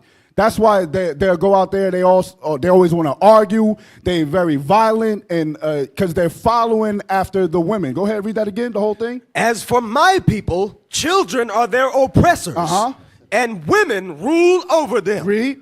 O my people, they which lead thee cause thee to err, and destroy the way of thy paths. So these are the things that we got to correct. If we can see that the fathers being outside of the home is causing these problems, those are the things that we have to recorrect in our minds, in our communities. That's the way we combat what this enemy has done to us. So we need fathers to build themselves up, get back in the household, and take care of their kids. Be husbands unto their wives. Be the leader and the guide. Okay, because the women can't do it by themselves. And we see that all throughout our communities. Even the kids in the video that we watched, that Deacon Ithon sent, even the kids was saying that. My father's on drugs. We got a lack of guidance. You know what I mean? They're struggling with drugs and this, that, and this. So these are the things that we got to correct. I just wanted to make that point, Bishop. Yeah, you're on point with that thing. Show this here. I want you to notice something. Notice the date. 1973. A whole lot of things happened during the 70s. Like I said, I came up in the 70s. In the 70s, a whole lot of things happened, because this was not far after the civil rights movement of the 60s. Okay? The so-called gains that we had supposedly had gotten out of the 60s were taken away during the 70s. During the late 60s, you had the murder and assassinations of many of our leaders. That was to get rid of fathers on that level. Drugs was brought in. Heroin was brought in. I used to see heroin addicts when I was coming up in the same years, walking through Harlem. in the alleyways, needles in their overdose with needles in their arms, laying out, strung out. See this stuff. And even coming all the way up to coming up even beyond that when crack came out. Red top, gold top, blue top. How many you want? How many you want? Yo, yo, yo, yo, yo, yo, yo. That kind of business. And it just turned into all kind of craziness. Suzuki Jeeps riding all throughout New York. That was a drug dealer's choice, a little skimpy little Jeep that's riding around with posse holes all behind them. Huh? That kind of business. It just went beyond madness. But notice, like I said, 1973, I want to deal with that to show you that once the father is gone, like the man said, the repetitive cycle of violence continues and continues and continues. And there's something else, I want to mention this here. I'm going to segue for a second. Say something else. I got to send them something else. Say something. I'm going to make sure I get this part in. And I don't want to forget my point. Bear with me, brothers and sisters. I'm not losing my point. I'm still dealing with fatherless, the curse of the absent fathers. Go ahead. Just like Captain Nashawn was bringing out, again, how important the fathers is. And many of y'all can relate to that. Am I right? We can relate to that. Thank God that we're here where we at now. Am I right? Exactly. Okay. Because again, we seen ourselves going down that same exact path. Am I right? Mama telling you ain't gonna be nothing. You're gonna be just like your daddy. That's all we heard. Am I right? So all we had was to run out into the streets with our other friends that's dealing with the same thing, putting on the front, acting like we good, like we got it going on, but we all was in the same mindset. Am I right? We was all being destroyed. Am I right? So exactly what we're bringing out is very vital and must be need of fathers or representatives as fathers, and that comes and begins with us. Am I right? All praise to the Most High. Go ahead, Bishop. Okay, all praise to the Most High. Now, show that on the screen. They're like, well, damn, this is a break from the class. I'm using this to show you that when we've lost fathers and what was lost during the time of fathers, we can't get that back. When our babies are extinguished, those are lives that are gone forever. You don't know how much ahead we could have been had we not lost 19 million babies since 1973 to the damn near the present time. 19 million of our babies' lives have been destroyed in the womb. It ain't got nothing to do with no damn rape. So those lives are gone. You can't get that back. How does that correlate with what I'm about to show you? Read. Show us where we're at. New York court workers fired over vaccine mandate must be rehired with back pay. Now people will be happy to hear this. But I'm going to explain something to y'all that y'all might not be thinking. Read it. New York court workers must be rehired if they were fired over a COVID vaccine mandate, according to the state. Now, this is New York now. I don't know about the rest of the country, but this was New York. Go ahead. According to the state's Public Employment Relations Board. The New York Post reports that the PERB... Come on, brothers, move it around. Wake up. Come on, read. The New York Post reports that the PERB ruled the unified court system must cease and desist from enforcing policies that require all non-judicial employees to be vaccinated or undergo regular testing. The board also said anyone who lost accrue leave, compensation, or employment will be given back pay with interest paid at the maximum legal rate. Now, most people will hear this and be happy and say, wow, they got full restitution, right? Talk to me. Let me tell you what the problem with this is. I used to work as a delegate, and one of the things that I used to contend with in labor relations was about people being unjustly terminated and suspended.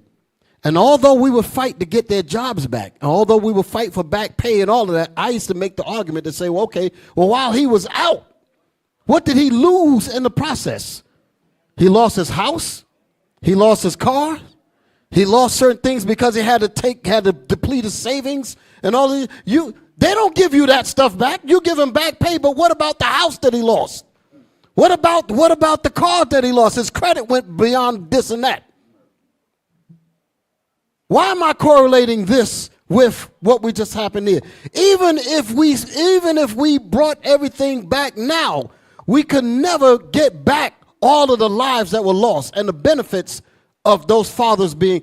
You understand what I'm saying? The only restitution that's going to come is when God destroys our enemies. You understand that?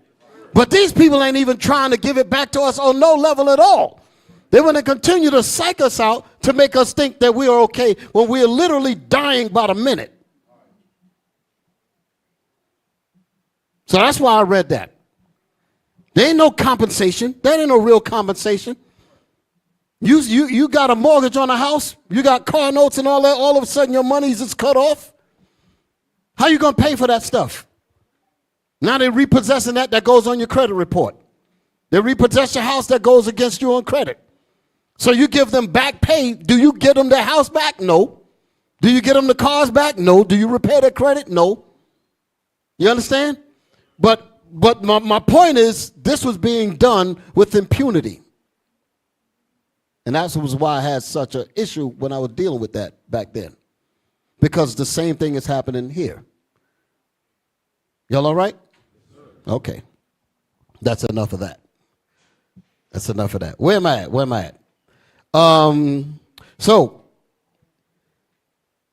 I'm making a point. I'm going to move on. Like I said, when black men are basically being told by their women that they are replaceable, the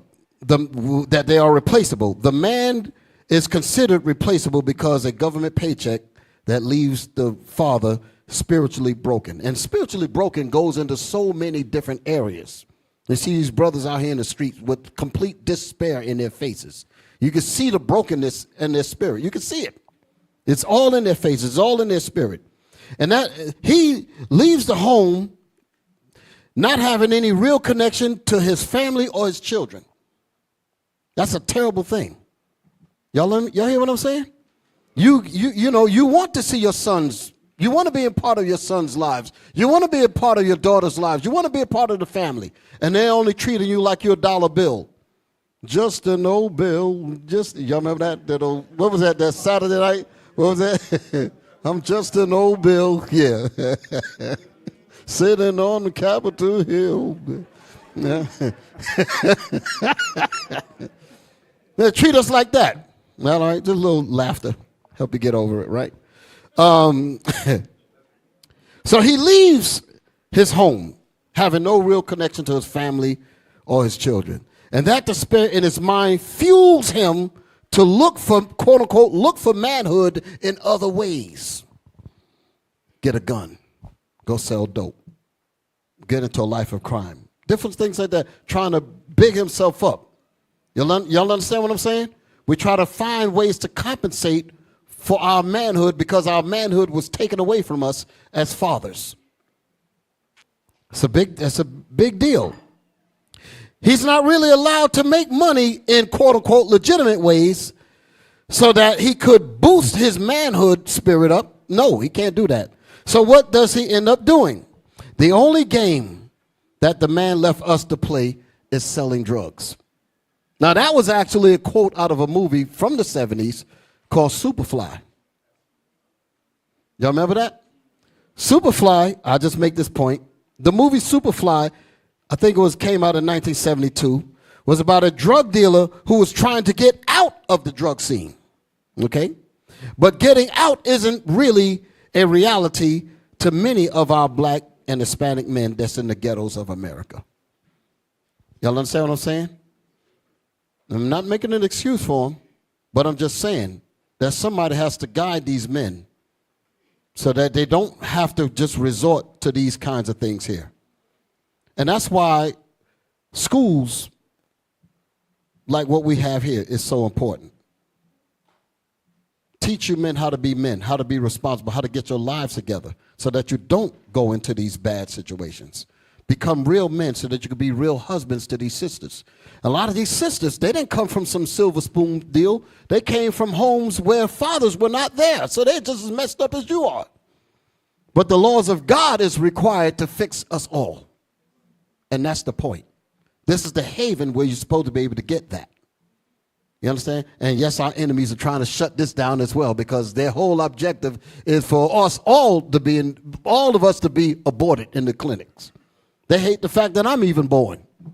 They say, who learned the mama to let that nigga out? That's how they think. That's how they talk. Where'd you come from? How in the hell do you get up here thinking like this? You understand? We all supposed to be crazy. Some real stuff. Show me my book. Countering the Conspiracy. There you go. Show that on the screen. So now you got sons that are growing up without fathers. We can ready to speed it up a little bit. Read this. Countering. Read the title of it. Countering the. All this is coming out of the 70s. Go ahead. Countering the Conspiracy to Destroy Black Boys by Dr. It's a conspiracy. We have to counter the conspiracy to destroy black boys. Notice that it's talking about boys because boys become fathers. Boys become fathers. So it's easier to kill a boy before he becomes a man. So kill him as a boy so that by the time he becomes grown, he's no threat. Fathers would tell you that. Fathers in the home would help avoid this. Read. Come on, get inside the book. Read that. Chapter 2, fourth grade failure syndrome. Fourth grade failure syndrome. Go ahead. Since 1974, I have been a national consultant. The I is Jawanza Kunjufu. He's the doctor that wrote this book. Okay? Since 1974, remember we looked at 73, did we not? We're going to see some 70s roll through here in a minute. Go ahead. Since 1974, I have been a national consultant to the public and private schools, ranging from preschool through college. My responsibilities are to conduct workshops for teachers and parents to provide cultural assembly programs for children. It was during my travels that I recognized the conspiracy. It was during my travels that I recognized the conspiracy. How many people don't even recognize the conspiracy? Certainly your so-called government officials don't. They recognize it, but they ain't going to tell you about it. Go ahead. Often so subtle. Often so subtle. Let me tell y'all something. I wish I could find this clip. It was on Donahue. Donahue, the regular talk show in New York. Well, I say New York, but I guess it was all over the country. And I'm trying to remember what the series was about, the particular topic was about. I think it was something about black men and black women relationships. That was always getting good ratings. And there was a black man who was a school teacher, light-skinned brother, had on a sweater. And I remember him standing up because he was talking about the reason why black women and black men are having so much trouble together is because a lot of the black men are being systematically excluded through the educational system. And he was this New York City school teacher that stood up and spoke like a man. And he told it straight up. And he said, I'm a New York City school teacher, by the way, and I'm telling you that the kids in the school teachers, he said that the teachers are subtly, negatively letting the children know that they're not going to quite make it, that this world is not really for you, and they kind of just let them, and they feel that in their spirit. And he said that the teachers are telling the children that, and he as a black man recognized that thing. And he gives those teachers hell. But he came on that show and he said it. So he was one black man that's telling on how the public school system is in New York. So that's how he was saying it. He said they're subtly, negatively letting the child know that this is not your system. You're not going to quite make it. Hence, the fourth grade failure syndrome. This is what this brother's talking about. Read it. Where we at? During, what it say? It was during my travels that I recognized the conspiracy. He recognized the conspiracy, just like the brother that stood up on the show. I'm going to find that clip. I'm going to find it. I ain't going to let that damn thing get away. Go ahead. Often so subtle. Often so subtle you don't even really notice it, but your child notices it. The kid notices it. You can see the spirit change on your child. Some of you mothers, you know what I'm talking about. Your sons used to have that enthusiasm when he first went to school. By the time he got to the 4th grade, he didn't have that enthusiasm anymore. He started to lose interest. That's because his expectations, the teacher's supposed to have expectations for the child. Supposed to encourage him. Supposed to look into it and say, you're better than that. You're special than that. Malcolm X told you that. Malcolm said he wanted to be a doctor. He said he wanted to be a lawyer. And then the teacher said, oh, no, Malcolm, no. No. You know, that's not a good career for a colored. He left the school right after that. He said, the hell with this. He dropped out. No expectation. This is what happens to our kids. Read. Mentioned previously. Let me first begin with the I say that because that's the reason why it's important for us to educate our own children. That's why we have these programs here. You hear me? Get your children out of these damn death camps that's killing their damn minds. Come on. Let me first begin with the innocence of black boys who bring enthusiasm to the classroom, trust their teachers, and are willing to please. That's us. And they say we're super predators and all of that. That ain't how we start out. Go ahead. Daryl, who just turned 5, has just completed 2 years of Head Start. His mother informed me that Daryl's only major regret about Head Start is that it lasts only 3 hours per day. Go ahead. But now Daryl could not wait to see his new teacher. He's enthusiasm. He wants to learn. Excited. Always want to build, tinkering with things. Come on. Miss Ford. She smiled at him often and helped him with his shoelaces. I guess the only regret he had about Miss Ford was that she insisted he eat his broccoli, which was not Daryl's favorite food. Daryl loved his classmates and enjoyed singing songs, playing in the sand, and listening to stories. Hold it. Did y'all notice that? He what did it say about his classmates? Where's that part? Daryl loved his classmates. He loved his classmates. They don't say that about us. They say we can't stand each other. He had a nurturing spirit to want to be a part of his peer group. Go ahead. Loved his classmates. Go ahead. And enjoyed singing songs, playing in the sand, and listening to stories. Once his classmate Richard was sad about an incident at home. An incident at home could have been a fight between his mother and father, like the same stuff that we've been talking about. He sees his friend coming in, and his mind is all troubled because his father was just kicked out. The rent is due. They ain't gonna give me no money because you here, nigga. That's what the wife is probably telling his father. So the boy comes to school all messed up. This is my father. This is the man I'm supposed to be looking up to. I come to the school and nobody cares about me, but yet Daryl said, yo, I see you got a problem. Empathy. Come on. And Daryl was quick to provide instant cheer. Daryl was an eager student. Miss Ford commented, he asked so many questions. Inquisitive. Brilliance.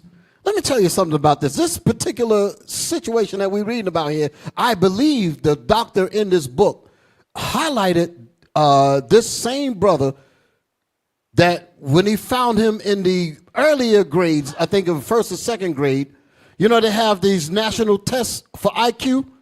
They said this guy was in the 98th percentile of the intelligence of all, white or black, of the whole damn country. Literally a walking genius. This one kid showing you that we are brilliant people. You understand what I'm saying? And I say that because that expectation has to be brought to you. That's the reason why y'all know how I am in here. I don't accept mediocrity out of you. I don't accept no half-ass stuff. I want your best because I know it's in you. Don't give me no half stuff. I want to see you do your best because I know the best is in you.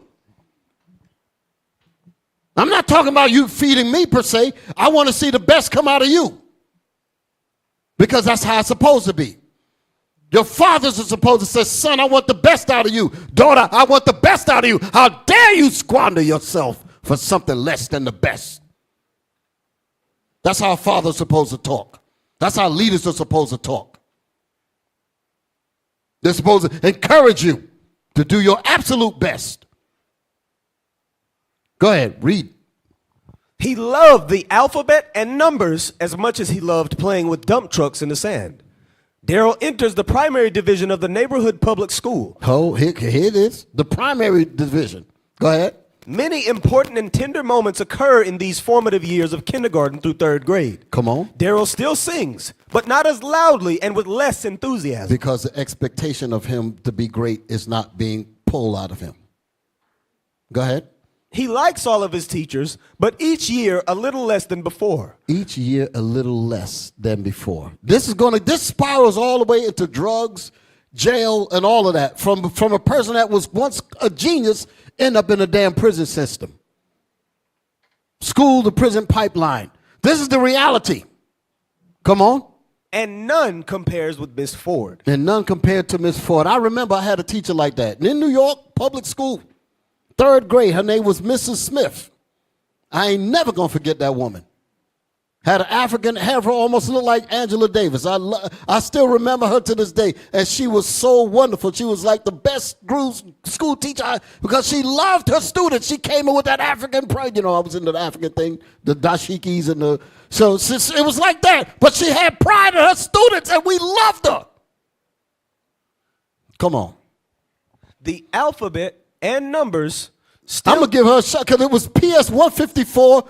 In New York City, 127th Street, between 7th and 8th Avenue. That was the public school I went to before I went to Harriet Tubman West, which was on Morningside. It's not even a school anymore. So shout out to my Harlemites. They know what I'm talking about.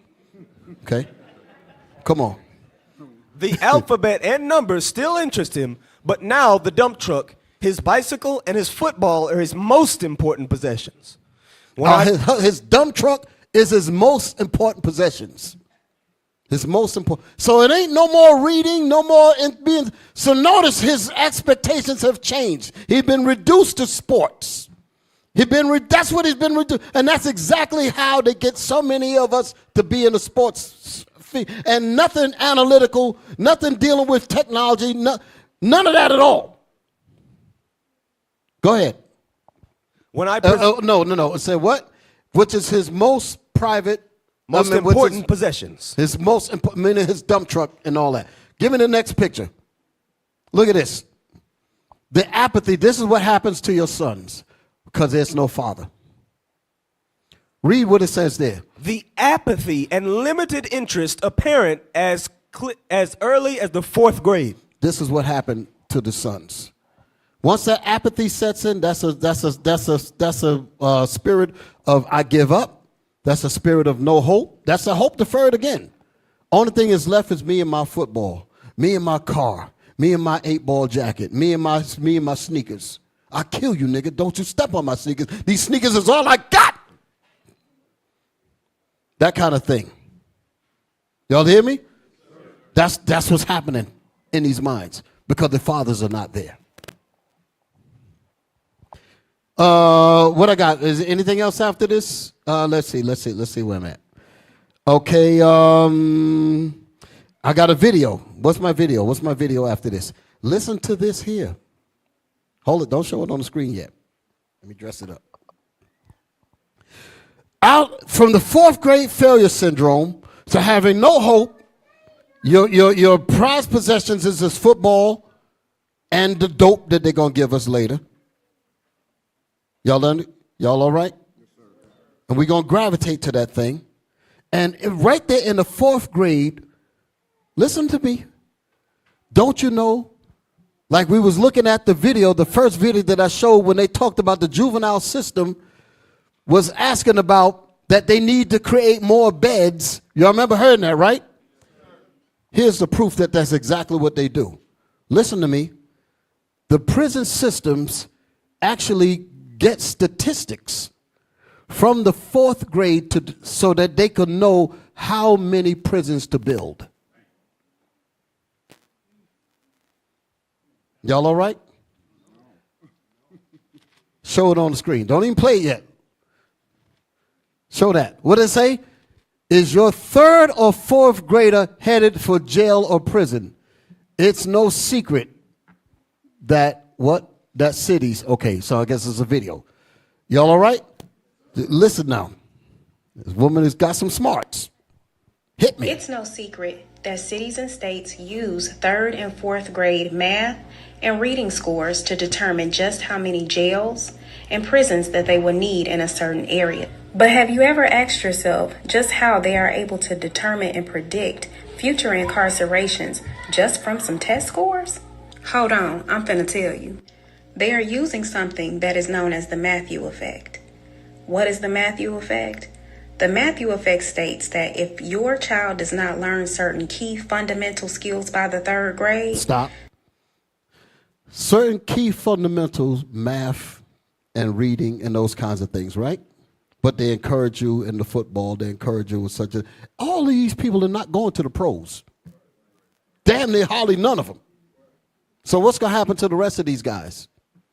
They don't really have the skills to go into math, science, and the rest of the things. They don't have those skills because they're being shunned off of it, as we pointed out with the 4th grade failure syndrome from the school. And the brother in New York that actually came on the talk show and said it, straight up language. He was pissed off too. Play on. Then chances are they will never learn them. Hold it, back it up again. Back it up a little bit. Fundamental skills by the 3rd grade, then chances are they will never learn them, and the gaps that they have will continue to grow.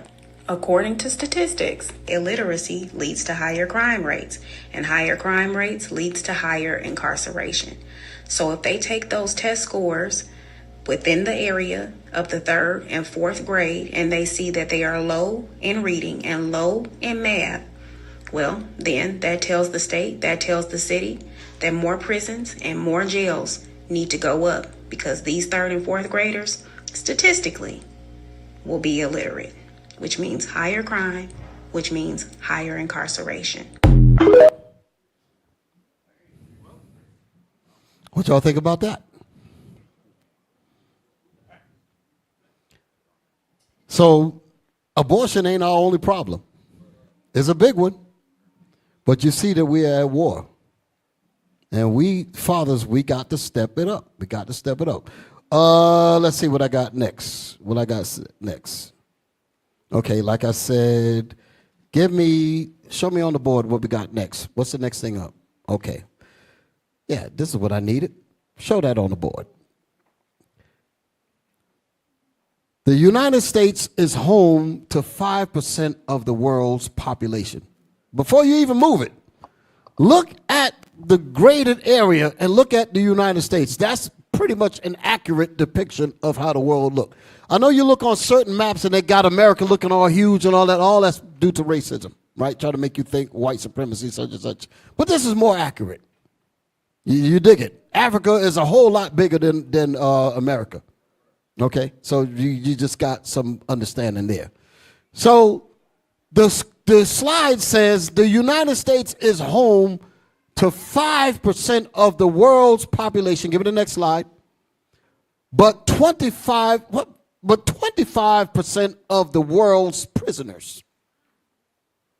So 5% of everybody of the world population is in the United States. 5%, 95% of everybody else of the whole planet lives everywhere else. America is only 5% of the world's population, but yet within that same 5%, America holds 25% of the world's prisoners. Let your head wrap around that for a minute. 25% of everybody in the jails around the world is in American prisons. This white man is the devil. 25%, one out of every 4 prisoners around the globe is in American jails. 1 out of 4. That's a hell of a deal. And we make up damn near 80% of the people in them damn jails. And this trend grew from the 70s. Next slide. We had a prison population in 1972 of 300,000 people in American jails. Are y'all with me? All of this is connected from fathers being out of the homes to schools not giving anything to our children, lead us into a life that is predicted to be inside the prisons, and therefore they said we're going to build the prisons, getting ready for them. Well, that's why they privatized the prison industry. You can make money, the stock markets.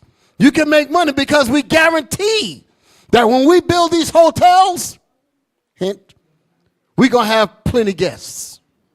So you can invest in these hotels, meaning prisons. Because we're not building hotels to not have guests in them. We're going to build these hotels because we are expecting that the majority of black and Hispanic people will be incarcerated. And we're going to set up laws like the 13th Amendment to help them get there. The clause in the 13th Amendment to get there. You'll see the trap. Like I said, I didn't say this earlier, but I was saying that this particular session tonight is not really going to end on a good note like we always like to do. I always like to give a happy note. It ain't going to be a happy note tonight. But we're going to continue. We're going to continue. We're going to get to the happiness. Because like I said, there is a flip side to this when we step up as men and become fathers, and the benefits and the blessings will start to come down the line. Y'all all right? So I will say that. But I got a long way to go before I get there. Y'all all right? And it's ugly.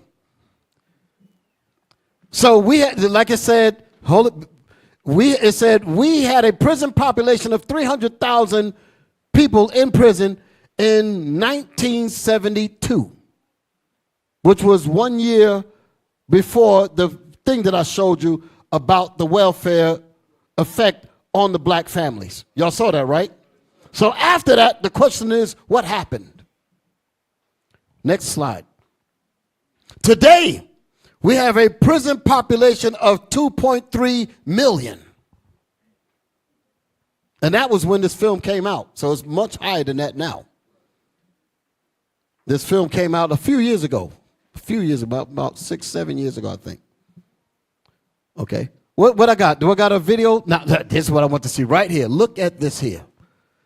Can we zoom in? Let's get that mouse working. Look at this graph. Look at this graph. Can we lighten that up? Okay. What you're looking at on the left side of the screen, those numbers, 500,000. Let's just move up. Let's see. The prison population, that was come down. That was 500,000, right? And then the next one is 1 million, correct? The next one is what? 1.5 million. The next one is what? 2 million. U.S.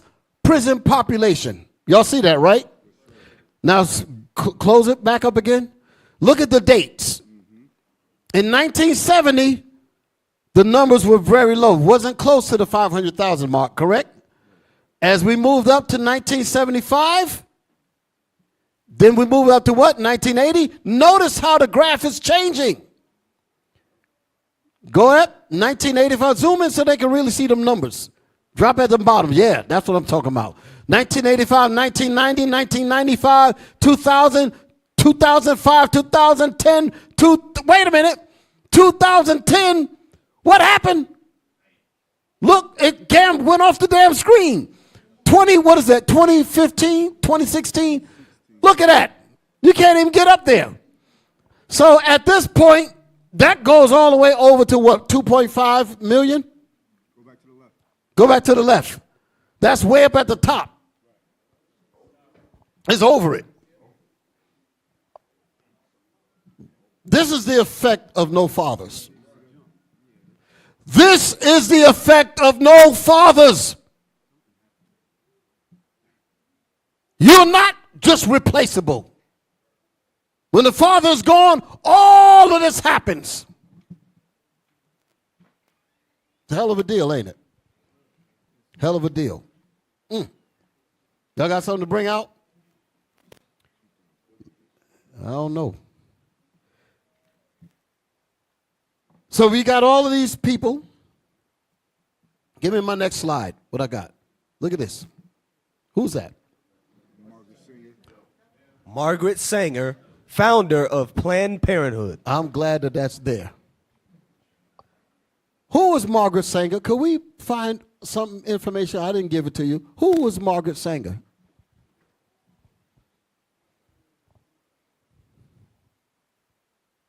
Who was Margaret Sanger? I mean, who was she? I mean, like, that she's ahead of it, but I mean, what was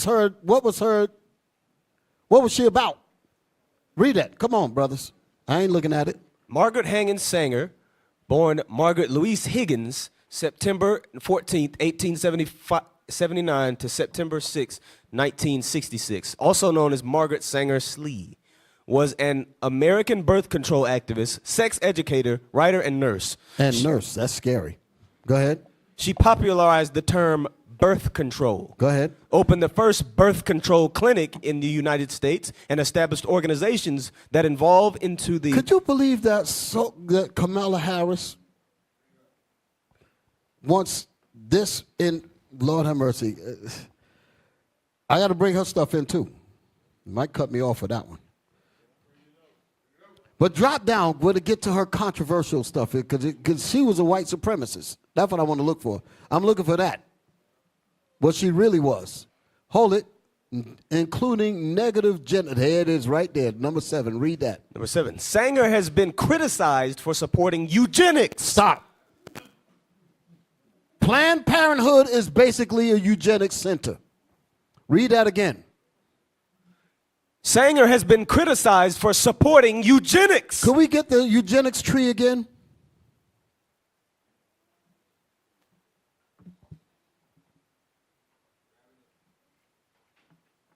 You can read on it. Somebody else look for it. Look at this here. It says, what does it say about this thing here? Eugenics is the self-direction of human evolution. It's like a tree. Eugenics draws its material from many sources and organizes them into an inharmonious entity. This is how they extinguish black people. Eugenics, what does the word eugenics actually mean? Good genes, something like that, right? Right. Anybody remember that? Let's look it up. Let's look it up. I want to make sure I'm saying it so people will know what she was really a part of. And then you'll understand what your Planned Parenthood centers, which Kamala Harris is making sure that it'll load our communities up with. You shouldn't be dealing with any of these politicians, but like I said, she's worse. Eugenics. Noun. The study of how to arrange reproduction within a human population to increase the occurrence of heritable characteristics regarded as desirable. Hey, hold it. That tells you everything right there. White folks is regarded as desirable. You black folks ain't desirable. You're the nation not desirable. Give me that in the Bible. We need a Bible verse. Give me that. We need a Bible verse. Zephaniah 2:1. Read that again. Eugenics. The study of how to arrange reproduction within a human population to increase the occurrence of heritable characteristics. To increase the occurrence, to increase the reproductive, the fertility clinics. That's what they're saying. To accentuate that, to make that more, and to decrease black and Hispanic. They were sterilizing Puerto Rican women. Did y'all know that in history? Huh? I got books on it. They were literally sterilizing Puerto Rican women, sterilizing them, and not even telling them. They were doing the same thing with black women, sterilizing them. Now they done quote unquote outlawed that, so they found a slick, new, abstract way of doing the work by calling it Planned Parenthood when it was originally eugenics. Read that again. The study? The study of how to arrange reproduction within a human population to increase the occurrence of heritable characteristics regarded as desirable. Characteristics regarded as desirable. Give me the Bible. Read. Zephaniah chapter 2 and verse 1. Gather yourselves together, yea, gather together, O nation not desired. O nation not desired. The Most High said for us to gather together and keep his commandments. The Most High is the one that's going to make sure that we overcome all this evil that we're dealing with. But we got to work together. It's not just going to happen out of osmosis. There's work that's got to be done. We have to keep the commandments of God. We have to deal with each other properly so that we don't fall into these traps. We don't fall into these traps. Imagine all of the babies that you sisters are having. Imagine you getting caught up into this, and your precious babies won't even be with you. And your husbands won't even be in the picture to make sure that your babies are taken care of and protected. That's what we do as the people of God. So you sisters are in a good case, but make sure that you stay in a good case. Okay? Make sure that your daughters learn how to find a good case. Make sure that your sons find a good case. What you got here? Come on, bring it out. Eugenics, doctrine of progress and evolution of the human race, race culture, 1883, coined along with adjective eugenic by English scientist Francis Galton. Francis Galton was in the other slide that we just put up. Okay? Racist bastard. So you can understand. You check him out. Go ahead. 1822 to 1911, on analogy of ethics, physics, etc., from Greek eugenics, well born, of good stock, of noble race. So that they damn sure don't mean that for black folks. They don't call us noble at all. They don't call us good stock at all. So why in the world is 80% of these clinics are in your black communities? Damn. Go back to where we was at. So that was it, right? There was a little bit more? Just that. Go back. Come on, bring it out. From you, good, C-U, plus genos, birth. From root, gene, give birth, beget. That's what the fertility clinics are about for white folks. And that's why Planned Parenthoods are for us.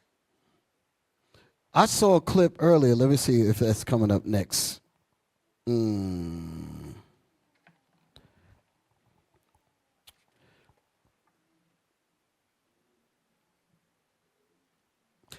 me my next slide. Come out of this. I read enough of that. She's a racist. Did we read everything out of here? Okay, come on. Bring it out. 7. Read 7. 7. Sanger has been criticized for supporting eugenics, including negative eugenics. Some historians believe her support of negative eugenics, a popular stance at that time, was a rhetorical tool rather than a personal conviction. In 2020, Planned Parenthood disavowed Sanger, citing her past record with eugenics and racism. Hold it. You see how they just tried to make you think that this was separate? It's like saying Kamala is different from Biden. Try to separate the two. No, Planned Parenthood is Sanger.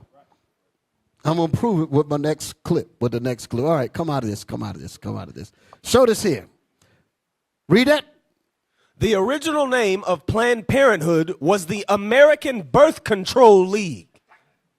Go ahead. 1916, Margaret Sanger opens the first birth control clinic in the United States in Brooklyn, New York. Read the next one. 1921.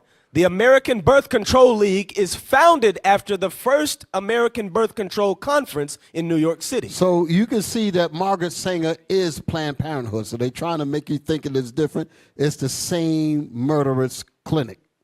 That's what it's about. And to fool our women, they're talking about you got reproductive rights. You had those rights the moment you came out of your mama's behind. The hell is this? The Most High put ovaries in you and a man's sperm. That's your reproductive rights right there. When you have enough sense to get with the right person to have the sex and the baby, then that's your right there. How come the animals know this better than we do? It's a hell of a deal. Hell of a deal. Okay. Let's come out of this. What's my next piece? Come out. Close all this up. Play that. Look at this here. 79, go ahead. 79% of Planned Parenthood clinics are in minority neighborhoods. This is not by accident.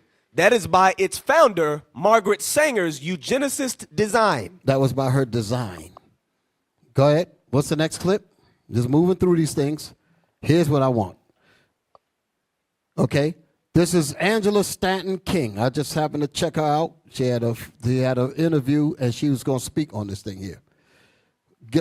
Is that my next video up? Are we ready for this? What's the next thing I got coming up? Okay. Now I don't want discipline yet. I'm about to wind it down. Find the video to that. I'll come back to discipline in a minute. Yes, find a timestamp that I gave you on that.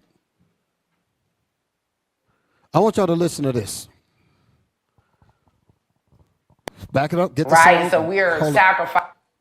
Back it. Let's get it right from the. Okay, listen. I want to go to school. Oh, I want to go get a career. Right, so we're sacrificing our children. You're gonna go abort black life. Like, we do white people a favor when we abort our children. That's why they support it. And I don't know if I say this, it sounds insensitive, but I call it the 2-for-1 special when a brother kills another brother. Yes. Because what's going to happen is this. One brother's gone. There's a higher probability that that other person to get locked up or that other person will get killed. It's like we don't quantify the impact that the loss of life, especially in a violent way, has on us as a family spiritually and psychologically, you know? And then you got one in the grave, you've got one in the jail cell, and you got fatherless children left on both sides. So it definitely is, that 2-for-1 special. And anytime we see, a bunch of white people wanting to support something, like you could see black people come together and raise all of these funding for Kamala Harris, and the only policy she got right now is reproductive rights. Stop. Women's rights. They ask her about the economy, she's clueless. They ask her about other stuff, she's clueless. I'm letting you know what's happening. Every other subject she has very little to say about. All she's running on is quote-unquote reproductive rights, so-called reproductive rights. Like I said, you've had that the moment you were born. Fish have it, bats have it, roaches have it, cockroaches, flies. Everybody else have it, but all of a sudden she got to fight. I tell you, our people are dumbed down. They don't even see this. But that's her only platform. And she's collecting a whole lot of simple women to follow her. But she's basically the Pied Piper, leading them all to her to their chambers of death. She's not even a black woman. Sound like I'm on a campaign for Trump or something. I don't give a damn about none of them. But she's the most dangerous. That's all I'm saying. Okay, play on. And the only policy she got right now is reproductive rights, women's rights. But we were born with the right to reproduce. Like, how do you have to have permission to reproduce? What they're fighting for is permission to stop the reproduction of what they produce. They say they're fighting for women's rights, but you have to be born in order to become a woman, right? I can't support the type of women's rights that execute the women of tomorrow. But not only that, educating myself to know that 80% of abortion clinics are strategically placed in black communities for a reason. All of this is strategic. 80%? 80% of all abortion clinics, all Planned Parenthood clinics are in black communities. We get abortion clinics, they get fertility clinics. Did y'all hear that? There was another part in this where, that's where I stopped it, all right? She made a point somewhere, I thought I had the clip. She made a point that when COVID hit, listen to me, when COVID hit, everything was shut down. Stores were shut down, courts were shut down. Y'all saw the clip earlier. Guess what thing was not closed down during COVID? Planned Parenthood. You could have came in there coughing, no mask, nothing. It was wide open. We'll take you. They had that six foot apart crap. None of that. It was open. They did not close that. That's something to think about, ain't it? All right. What's the next video? I'm gonna speed things up. What's the next video? What's the next video? Show me over here. Nope, I don't want that yet. Discipline. There was a video with Kamala. That's what I wanted. Is an article? Yes, that's it. That's what I want. Okay. Is that it? That's it. Read that. Harris is. Wait a minute. I had some other stuff. What was before that? How many lives aborted? Yes. Come on, brothers. Help me out now, because I want to get these points in. What was before this? I want to make sure I didn't skip anything. Planned Parenthood in the minority neighborhood. I just played that. All right. Read that. According to 2015 congressional hearing, more than 19 million black babies have been aborted. It sound like the sound got lower or something. Come on, brothers. I want to hear it. According to a 2015 congressional hearing, more than 19 million black babies have been aborted in the United States since 1973. Y'all notice the time. 1973, the welfare things. 1972, the prison population went up. 1970s, the drugs got pumped in. Y'all don't see all these connections? Our fathers were exterminated out of the houses. Our leaders were killed. It left us to drugs, crack, all that. Crime, all that. Why? Because the fathers are gone.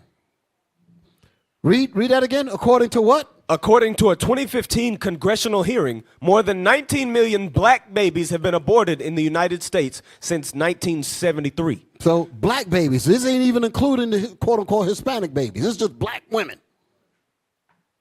Go ahead. Black women have the highest abortion ratio in the country. But we supposed to only represent what? 5%. No. That was of the United. Black women make it up only 14% of the childbearing population at the bottom. So 14% of the childbearing population in the country, how the hell do we end up with the highest abortion rate? That means the majority of those 19 million babies come from only 14% of the population. That's a lot of babies. Read that whole thing again. According to a 2015 congressional hearing, more than 19 million black babies have been aborted in the United States since 1973. Black women have the highest abortion ratio in the country. That's because we love sin. That's because we love sin. That's part of my lesson too. Go ahead. With 474 abortions per 1,000 live births. That's damn near, hold it. Let's get the math. That's nearly half. That's nearly half of all the abortions in the country. Half of them come from black women, which is only 14% of the total birth package. So that means we are way disproportionately aborting way more babies than everybody else combined. That is by design. Damn. This is despite the black woman making only 14% of childbearing population. Give me my next thing. What's the next thing?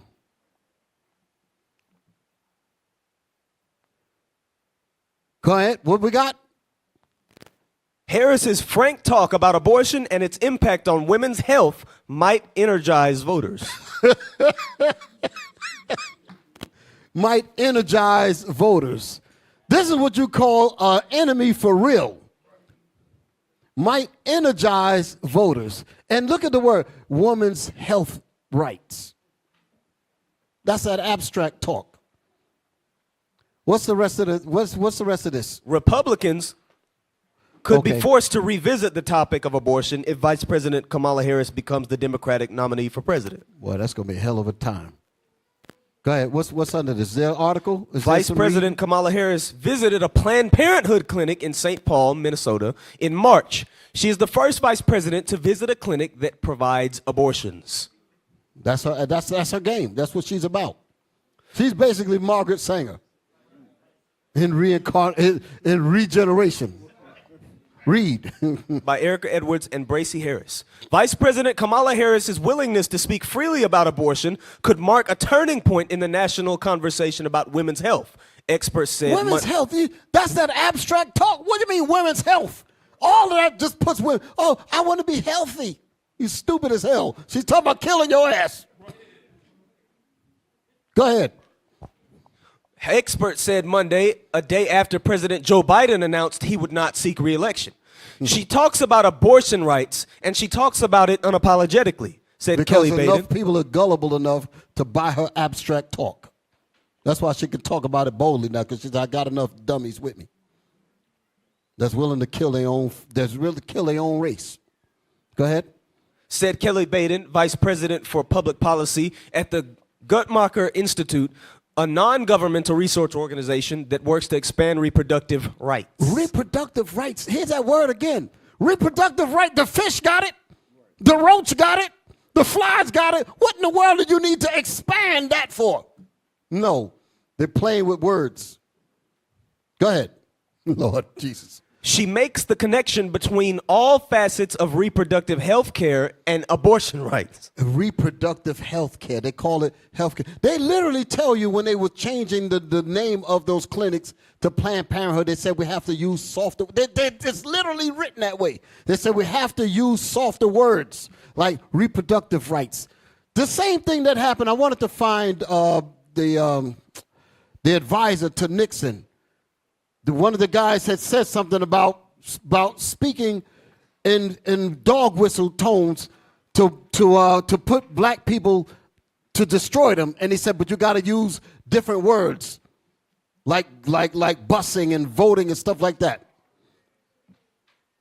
But in reality, the end result is that more blacks get hurt than whites. That's what he was saying. All right, that's enough of this. Y'all can read the rest of this on your own. There's a video of this here, right? What was it? Was there a video behind this? I'm about to wind it down because I want to read something, and then I'm gonna be done with it. What's the time? Because I'm about to let it go. Click that. Let me see. Was this what I wanted? Let's see what it says here. But actually, it was a different thing I believe I was looking for. Go ahead, play that. Many of you have asked, why am I here at this facility in particular? And I will tell you, it is because right now in our country we are facing a very serious health crisis. And the crisis is affecting many, many people in our country, most of whom are frankly silently suffering. After the United States Supreme Court took a constitutional right that had been recognized from the people of She just America, looks so from rehearsed. the women of America. It's like, stop. I'm sorry. Again, somebody gonna think I'm advocating because, like I said, Trump and her, they're both the devil. So I'm not advocating for any of them. But this, you can clearly see that this is straight rehearsal. Damn. Go ahead, play it. I'm here at this healthcare clinic to uplift the work that is happening in Minnesota as an example of what true leadership looks like. True leadership, which is to understand. I can't take no more of this woman. True leadership in destroying our people. All of those statistics that we just saw, all of that information, and she's basically saying, I want to put the nail in the coffin. That's what she's talking about. Get me past this thing. What's next? What's the next thing? Huh? You got the video? Yeah.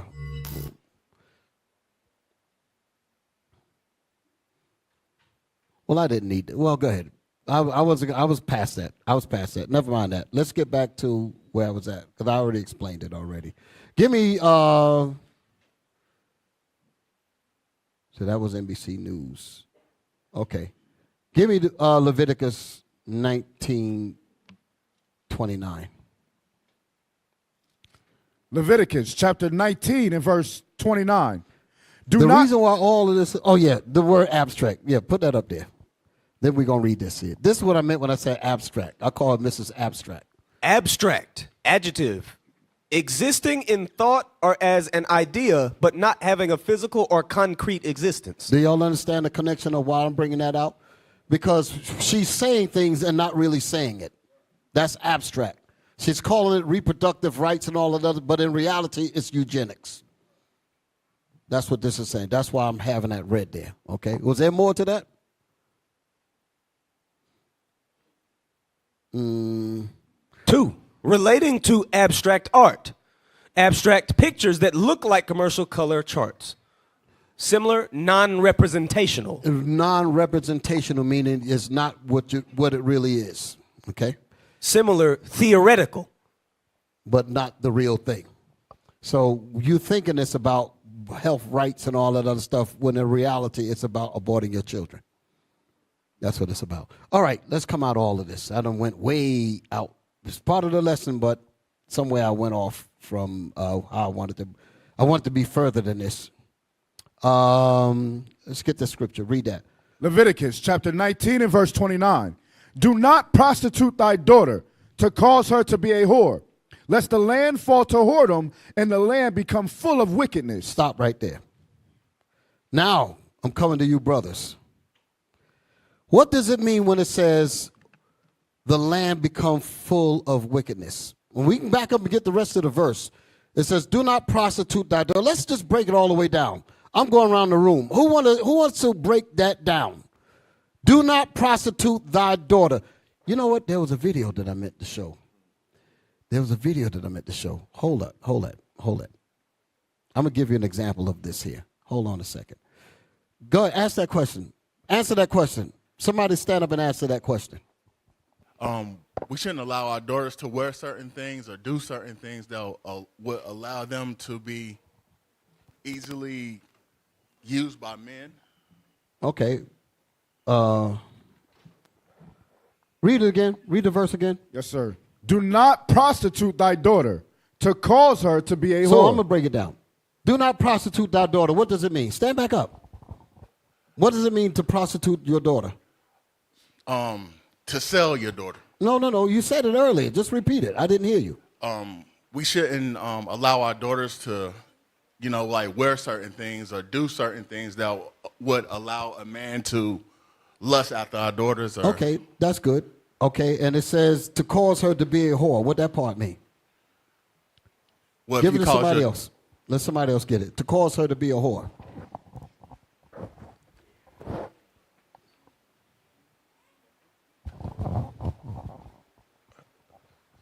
To cause her to be a whore would be to not teaching her God's commandments as far as the dress code and what she should be wearing and what she shouldn't be wearing. Say it again. To cause her to be a whore, I would say to teach her God's commandments as far as the dress code and what she should be wearing and what she shouldn't be wearing, so society wouldn't want to look upon her as a whore, but just wearing nothing at all, wearing obscene things that's showing more skin. Than What is a whore? A whore is a prostitute, sex. Okay. Give it in plain terms. What's a whore? A prostitute. A whore. Okay, no, that's not what I want. Give me somebody else. That is it in the worldly sense, but biblically speaking. Give me front row. Shalom leadership. A whore is a woman that has sex outside of marriage. Right. That's what it is. Right? Outside of marriage or more than once. You understand? The woman, anytime a woman has sex more than one time, she's a whore, period. That's what God says. Now, of course, they can fix that through God's laws and whatnot. You understand? But the man that lays with that woman, they're supposed to be married. That's it. You understand? So read the scripture again. Read again. Do not prostitute thy daughter to cause her to be a whore. Right. So like you mentioned, who mentioned that? The brother right here. What's your name, bro? What's his name? You mentioned the things you mentioned. What's your name? Manoah. What was the things you mentioned? Do not prostitute them means what again? To not allow your daughter to dress sexually.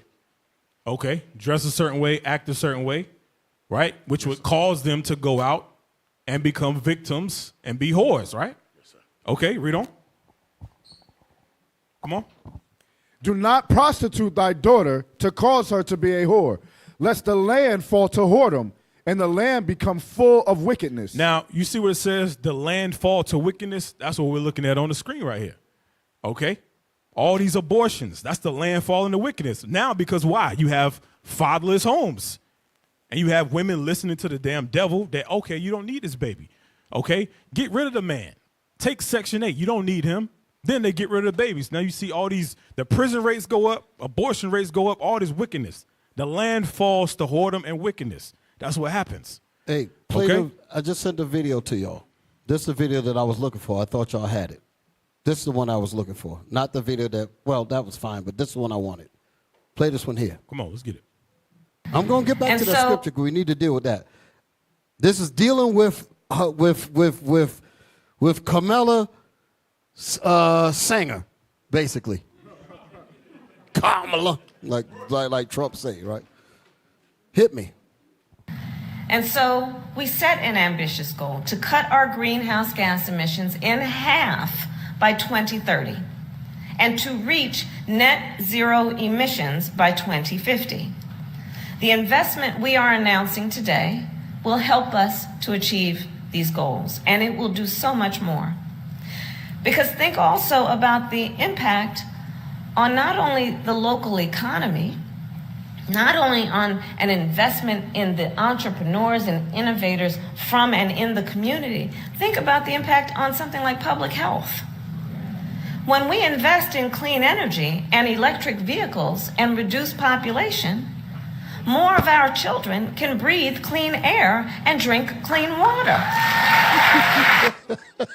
Wait, and they're clapping. They're clapping. It slipped by them. It slipped right by them. Depopulation, Bishop. Hey, I just want to... That's the reason why Bill Gates is supporting her. Go ahead. What you were saying? No, that's what I was going to say, Bishop. That's the reason why Bill Gates... We all know who Bill Gates is, right? And what does he talk about? He's talking about depopulating the earth. But it's not depopulating the earth. Guess what it is? It's depopulating you. That's what he's talking about. And he donated $50 million to her campaign so she could continue to do the same thing. What you call it, Bishop? Kamala Singer. So she could do the same damn thing. Depopulize us with these Planned Parenthoods. Hey, Bill Gates, what he said a couple of years ago, he said, I'm reading it. He says, the world today has 6.8 billion people. That's headed towards 9 billion. Now, if we do a really great job with new vaccines, healthcare, reproductive health services, we could lower that. Healthcare keep coming because that word healthcare puts you to sleep. Right. Healthcare, reproductive. They throw that abstract word out there. Healthcare. Oh, it's healthcare. Healthcare. We need healthcare. The bats don't need healthcare. Right. The roaches don't need it. Right. Go ahead, brothers. But no, he said we could lower that by 10 to 15% if we do good with all these other things. So it's all the same filth, man. It's all the same.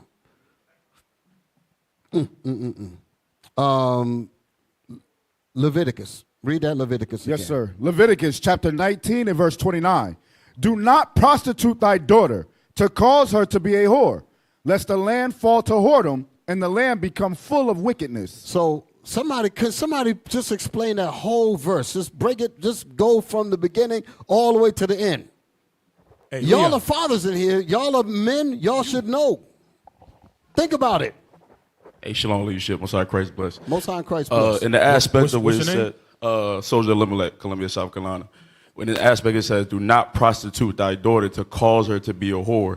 Like the brother mentioned of her wearing things that you know whores wear, allowing her to go out and do whatever she want. You're not being that protection or that guide for her to keep her away from being a whore. Okay. Well, let me stay with you for a minute. When it says do not, so what happens when you do allow her to be a whore? What happens? Because that's what this is saying. You got to you got to look at the other side of how I'm asking the question. Because if it's telling us not to do it, right. So what happens when we do it? The land becomes polluted. Well, give me some examples. Like Planned Parenthood, you have single parent homes and things like that. You have unclean children. Those things come out of allowing your daughter to become a whore. Okay. Anybody else? Get my brother up front. Because listen to me. an answer to this question is very, very deep. It's very, very deep. Go ahead. What you got for me? Shalom, leadership. Shalom. Soldier Mordecai. Soldier Mordecai. What you got? I believe that the what they be doing with the thing, proms, for example. Okay. That's an example of prostituting your daughter to be a whore. Okay, because she's at the prom now. Right. She's- And then at the date, she dating a young man that's not her husband, Mhm. and they're alone together, what I'm saying, what goes on at all. Mhm.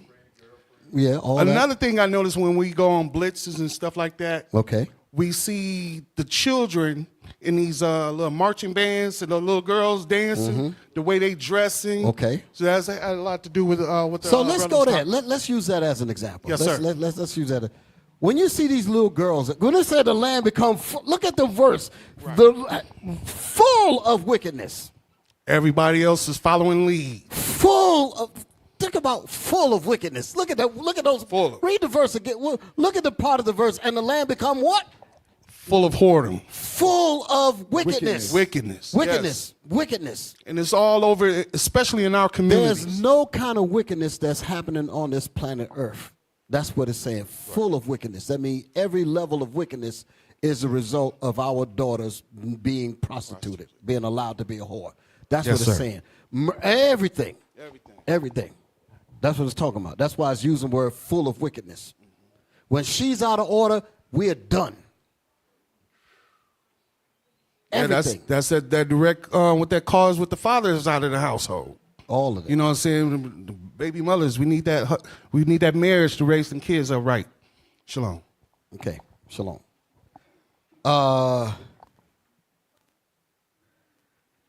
Full of wickedness. Full of wickedness. Think about men that are in jail. Why is the majority of men in jail? Don't just say women. Give me some examples. That's what I'm talking about. Give me some examples. Give me some scenarios. Come on. What y'all got? Give me some scenarios of how brothers ended up in jail. Because you...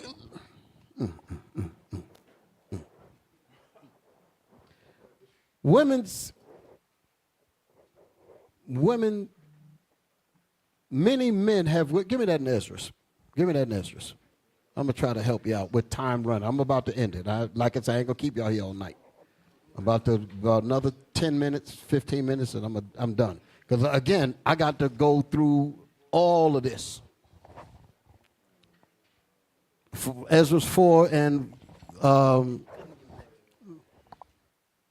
Zerubbabel said that the woman is the strongest. That one. Start there. Go ahead. Read.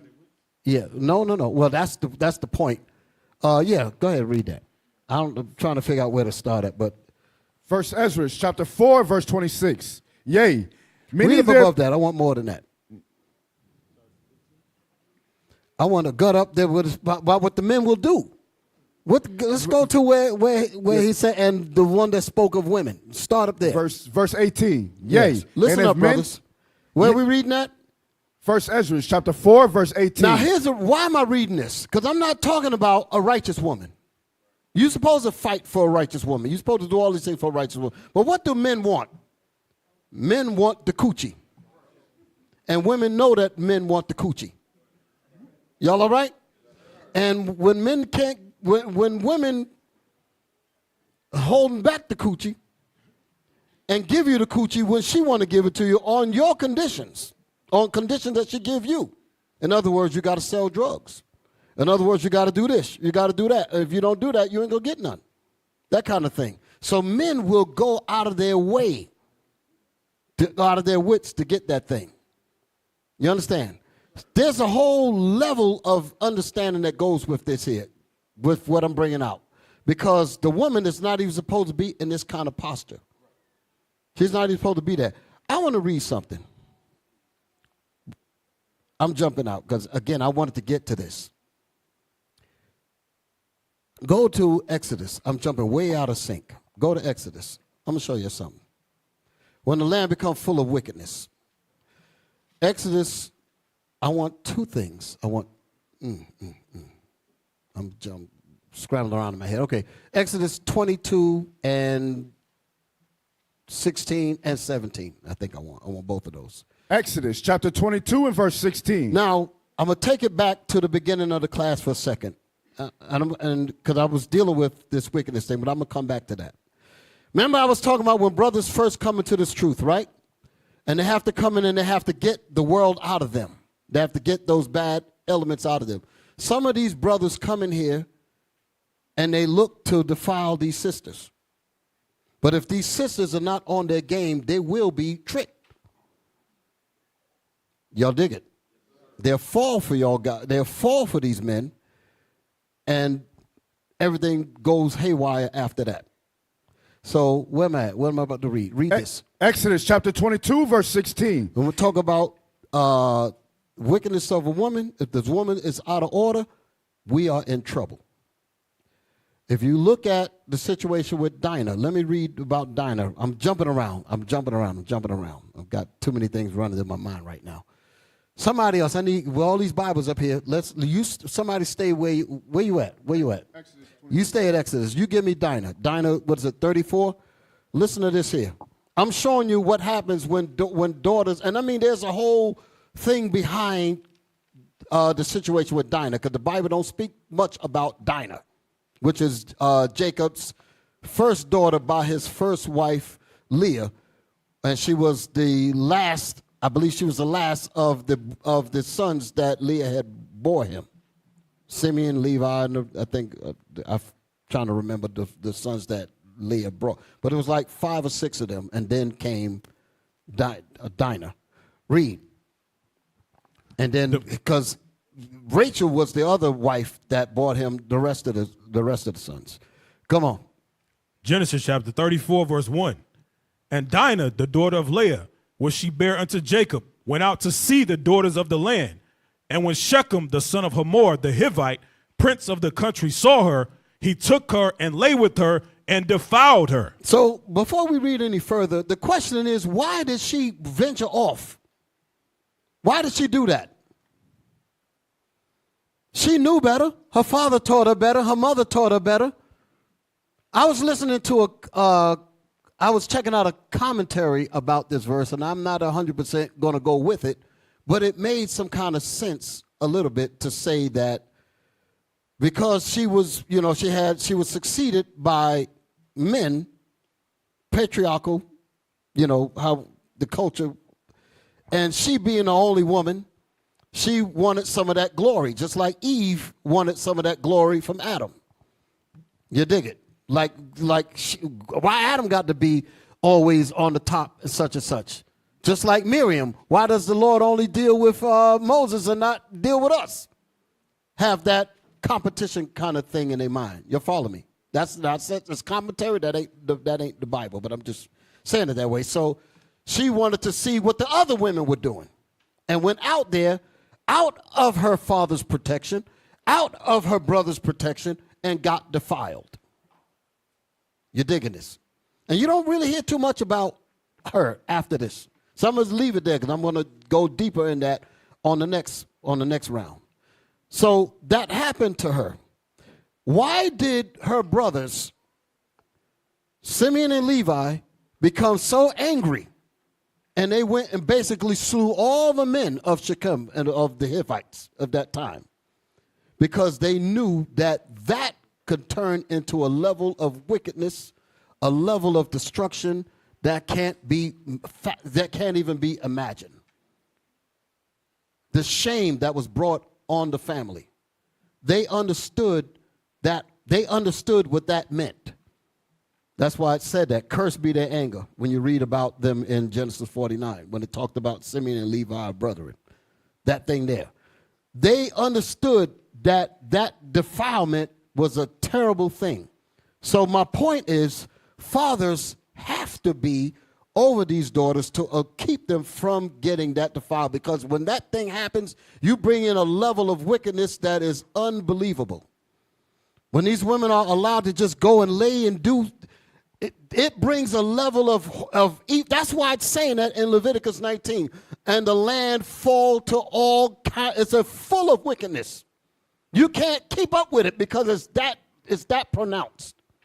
When that woman is out of order, everything is in trouble. Everything. Everything is in trouble. There's no limit to the destruction that happens when she's out of order. She shake her butt on the corner. Negroes is shooting each other, selling drugs, doing it all because they want to be with. That's the wickedness that I was trying to get you brothers to see. In the jails and all, that's what I was trying to get y'all to understand. When you put these girls in these skimpy clothes and all of that, and they all on TV shaking and going on, men are losing their damn minds, will shoot up, rob, steal, do every damn thing because she's out of order. That's the point. She's not supposed to be like that. When she's out of order, that means there's no father there. Even if he's there physically, he's not really there. And she's loose and out of control. And all the evils will come in. All the evils will come in. There's a statement among Israelite camps that many of y'all might not know. Well, you might know about it. But a lot of Israelite camps, some of them, they don't even allow women in their congregation because of that statement. Because they say if they come in, we're going to have trouble. So they banned them. That ain't the Bible, though. That ain't the scriptures. Sisters got to get in here, and they got to get themselves right. Because we're men, we're going to fix you. All right? We ain't leaving you behind. The hell with that. Y'all all right? They're quiet now. So where am I at? Where am I reading at? What was I reading? Yeah, so that was it with Dino. Now give me the other one.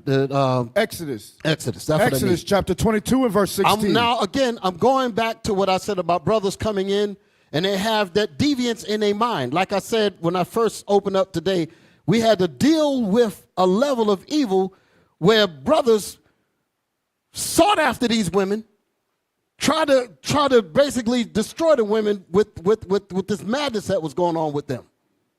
Defile them and all types of stuff that was going on. And that was such a terrible thing. So when these brothers come in, our job is to make sure that that does not happen. If sisters are coming in and they don't have fathers that's over them, then we become their fathers. And we make sure that brothers do not defile these sisters. Okay? But the sisters got to be willing to deal with the leadership. Got to be willing to deal with the fathers to prevent you from being defiled, because these brothers got game. These brothers got game, tell you all kind of stuff, and you'll go along with it. I had some videos that I wanted to show y'all, and I didn't get to it yet. But I got to save that for another time. It ain't going to be tonight. Ain't going to be tonight. But they got game. They got game. Read the Bible. Exodus chapter 22 and verse 16. And if a man entice a maid that is not betrothed. So she's not married. So that meant that let me ask this question. If she's not betrothed, whose care is she under? Let's say it again. She's under her father's care. If she's not betrothed, if she's not betrothed, I'll leave it there. Because once you announce betrothal, like Bishop Kanai was bringing out, that's the beginning of marriage right there. She's promised, then that's it. So before that happens, she's to go from her father to her husband. That's what the book of Numbers 30 is talking about. When a woman makes a vow and all that, that's about the father having power over the daughter. That's the father having power over the wife and the daughter. There's no in between. She leaves her father's house and she's immediately, that very second, she's under her husband. There's no such thing as a woman that don't have a man to care for her. Let me say that again. There's no such thing in the Bible as a woman that does not have a man to care for her. If she's a widow, she has men to care for her. If she's a wife, she has a man to care for her. If she's a daughter, she has a man to care for her, her father. She is always up underneath the father or the husband. We're in this Babylonian system now. You sisters are coming in. Some of your fathers abandoned and left, gone, whatever. You're underneath the protection of the leadership.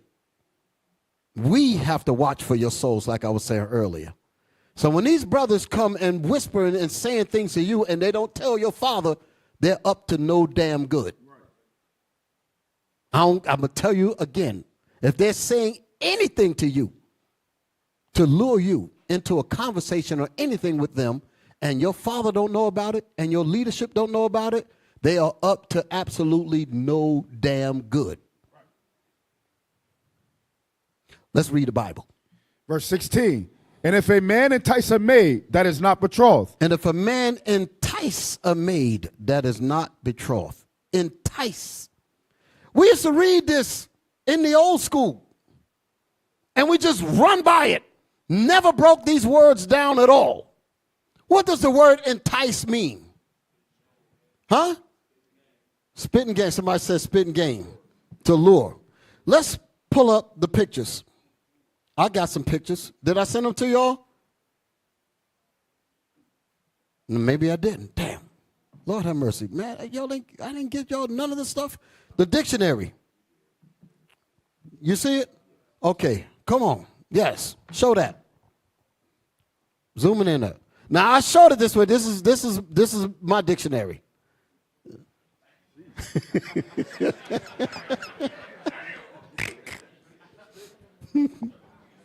Y'all all right? Show me the next one. You see the encyclopedias beside it, right? That's giving you reference to how big that book is, right? Show me the next one. I'm opening it up. Okay. I'm just letting y'all see it. Government unabridged, meaning it's got all the words in it. Next one. Next slide. Webster's New International Dictionary from the English language, unabridged, da-da-da-da-da-da-da, right? Let's go inside. Next picture. Here we go. Entice. Back it up. Entice. Just read what you see. 1. To incite or instigate. To incite or instigate. Let's read the Bible again. We're going to go in the Bible and from the dictionary. Let's see what's happening here. Exodus chapter 22, verse 6. I'm saying this because this has been read for years. We were back in the old school. And we would read this scripture and the scripture behind it. And first of all, let me do it this way. Let's read the whole Bible. Let me give it the old way first. Read that. Read the whole thing. Then we're going to come back to this. Verse 16. And if a man entice a maid that is not betrothed and lie with her, he shall surely endow her to be his wife. So what was happening is that brothers was having sex with women and they say, you my wife. They didn't even get no papers or nothing. You understand? That's what was happening. You're my wife now because I popped you. Basically. I'm going to just say it that way. I don't care what they, you know me, I don't give a piss. I popped you, you my wife now. Huh? And I popped this one over here, she my wife too. Multiple whores. Popped another one, you my wife too. Game, goddamn. Game. Pure game. Bullshit. Okay? Read. If her father read it again. Read it all of it. Read it again. Listen to this. And if a man entice a maid that is not betrothed and lie with her, he shall surely endow her to be his wife. Let's look at the word endow. Look up the word endow. Endow. 1. To provide with money for support or maintenance. 2. To furnish with something freely or naturally. So, endow, like they say, they talk about endowment of a company. You elect to maintain it. Let's just use it that way. Does that mean you own the company? I want you to understand why I'm saying it that way. So you do not get the woman just because you sexed her. The next verse is going to prove it. This understanding was not the case in the old school. We never dealt with the next part. Read.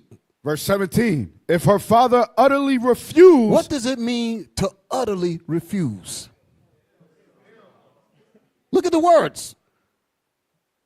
What did it say? If her father utterly refused. No, he just refused. Utterly refused. What does it mean, utterly refused? Huh? That means you strongly disagree, like, nigga, I'll kill you. I'll blow your head off. That kind of thing. Shotgun. You ain't, all that.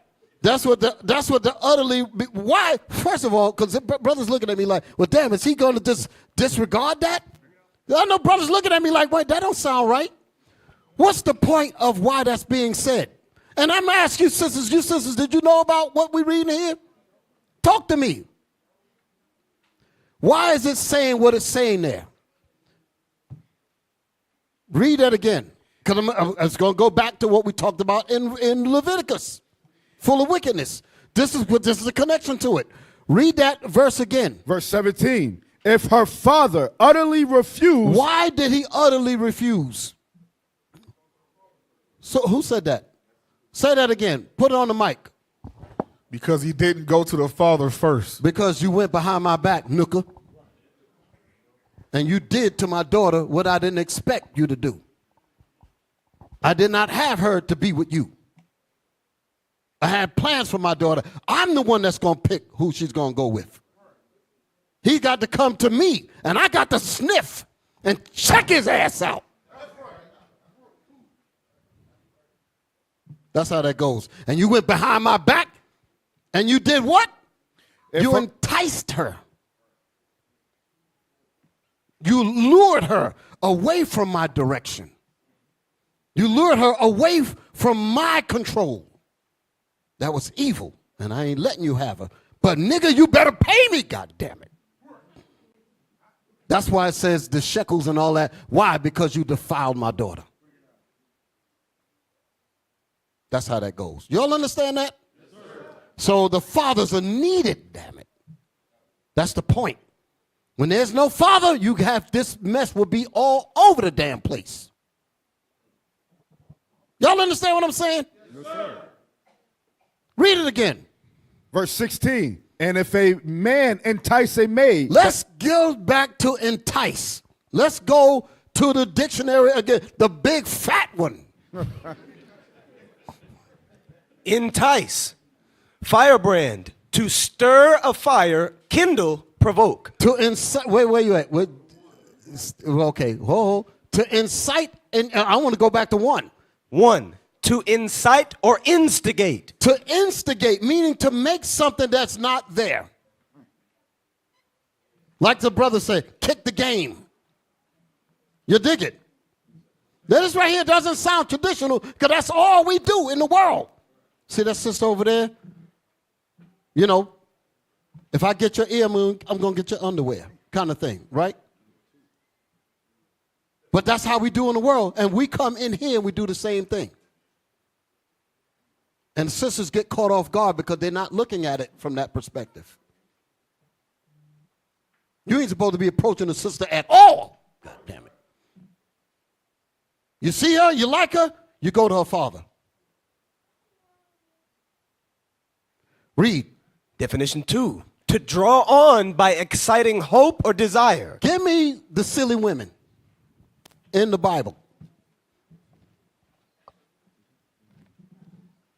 This is what's happening to some sisters that get caught with this.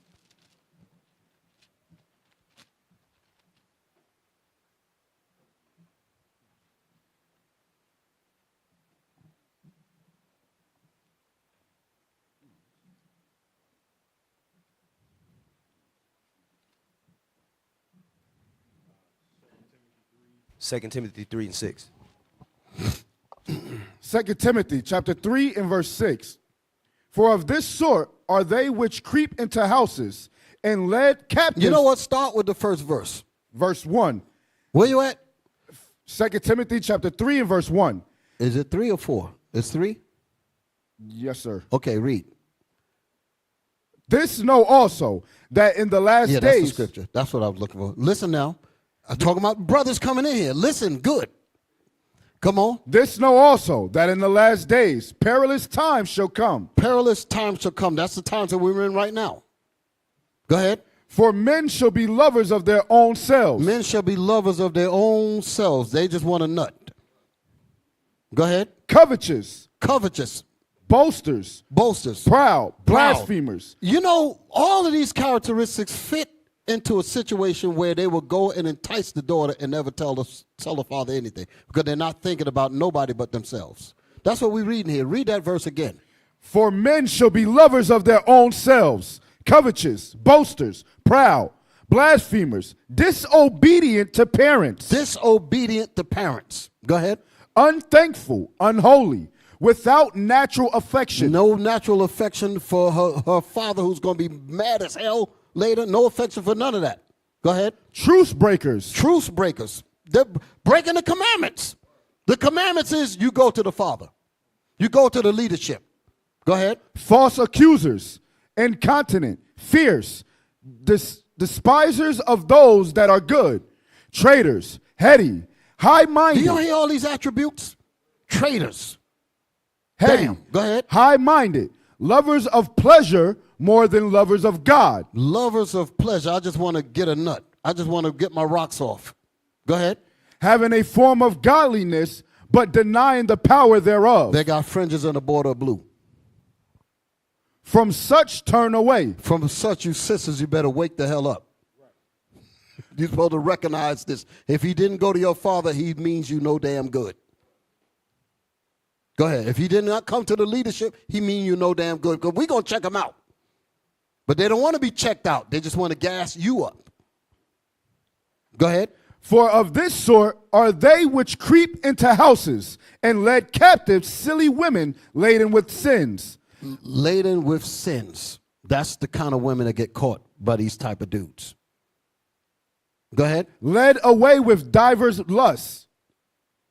That's it? Yes, sir. Okay. So now let's go back to what, that's the reason why what we're reading here makes sense. Do y'all see that?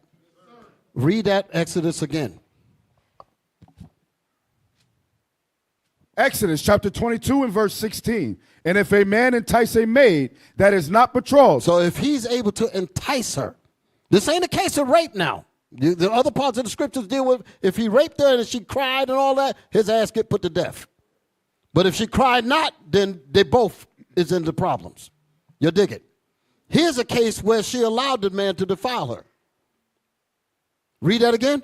And if a man entice a maid that is not betrothed and lie with her, he shall surely endow her to be his wife. So let's read more about this thing here on the dictionary. The entice. Let's get some more of that. Definition 2, to draw on by exciting hope. To draw on by exciting hope or desire. He starts saying stuff in her mind because he sees that she has that spirit in her. Men can tell. Talk to me, brothers. Men can tell. They know. Because I've seen sisters, I'll put it this way. In New York, I don't see them too much down here. The only reason why, because there ain't no mass transit. But on mass transit, the sisters have their headphones on. They be into their phone or whatever. And you're trying to look, you're trying to get their attention. They ain't looking at you at all. You understand? That goes into shamefacedness. The woman's looking back at you, they know you got them. I made you look. You dig it? That kind of thing, right? But if she's basically in her zone and she ain't letting you get no kind of connection to her spirit or nothing, you ain't got no chance with her. You dig it? Read that again. To draw on by exciting hope or desire. But if he's able to entice you and then draw some mystique or some stuff, that was going to be in the videos that I was going to show. And draw and get you excited. Go ahead, read on. To allure. To allure. That's what it means to entice, to allure you. What does the word, when you say allure from what? From her father. Allure her from the commandments. Allure her from righteousness. Allure her to draw you out. That's what it said, that to draw on by exciting hope or desire. To draw them out. Go ahead. That's what it means to entice. Attract. To attract them. Go ahead. As the bait enticed the fishes. As the bait enticed the fish. Go ahead. Often in a bad sense. Often in a what? A bad sense. On a bad sense. Go ahead. To lead astray. To lead astray from your father. To defile you. To do what? To induce evil. To induce to evil. To just pop you and say the hell with you. That's what happens with a lot of these women. That's what's going on. I look at the no fellowship, fingers just rolling. I said, what the hell is this? Ain't no marriage going to come out of that. They think they're going to pop their ass back up in here in a few months or whatever and start their practice all over again. A lot of them ain't going to change until, like the Most High said, this iniquity shall not purge from you except through death. But y'all see that. That's what we're dealing with. Okay, read on. To tempt, my son, if sinners entice thee, consent thou not. Proverbs 1:10. So it's giving you Bible scripture. I ain't even looking at it. That's what it says here, right? Yes, sir. Okay. Synonyms. Yeah, go ahead. Lure, coax. Lure, coax. Decoy. Decoy. Seduce. Seduce. Inveigle. Insight. Incite. Persuade. Persuade. I'll skip that word there. I ain't gonna look that one up. Prevail on. Prevail on. See allure. Allure. So if you look up allure, you get more. Temptation, seduction, persuasion, inducement.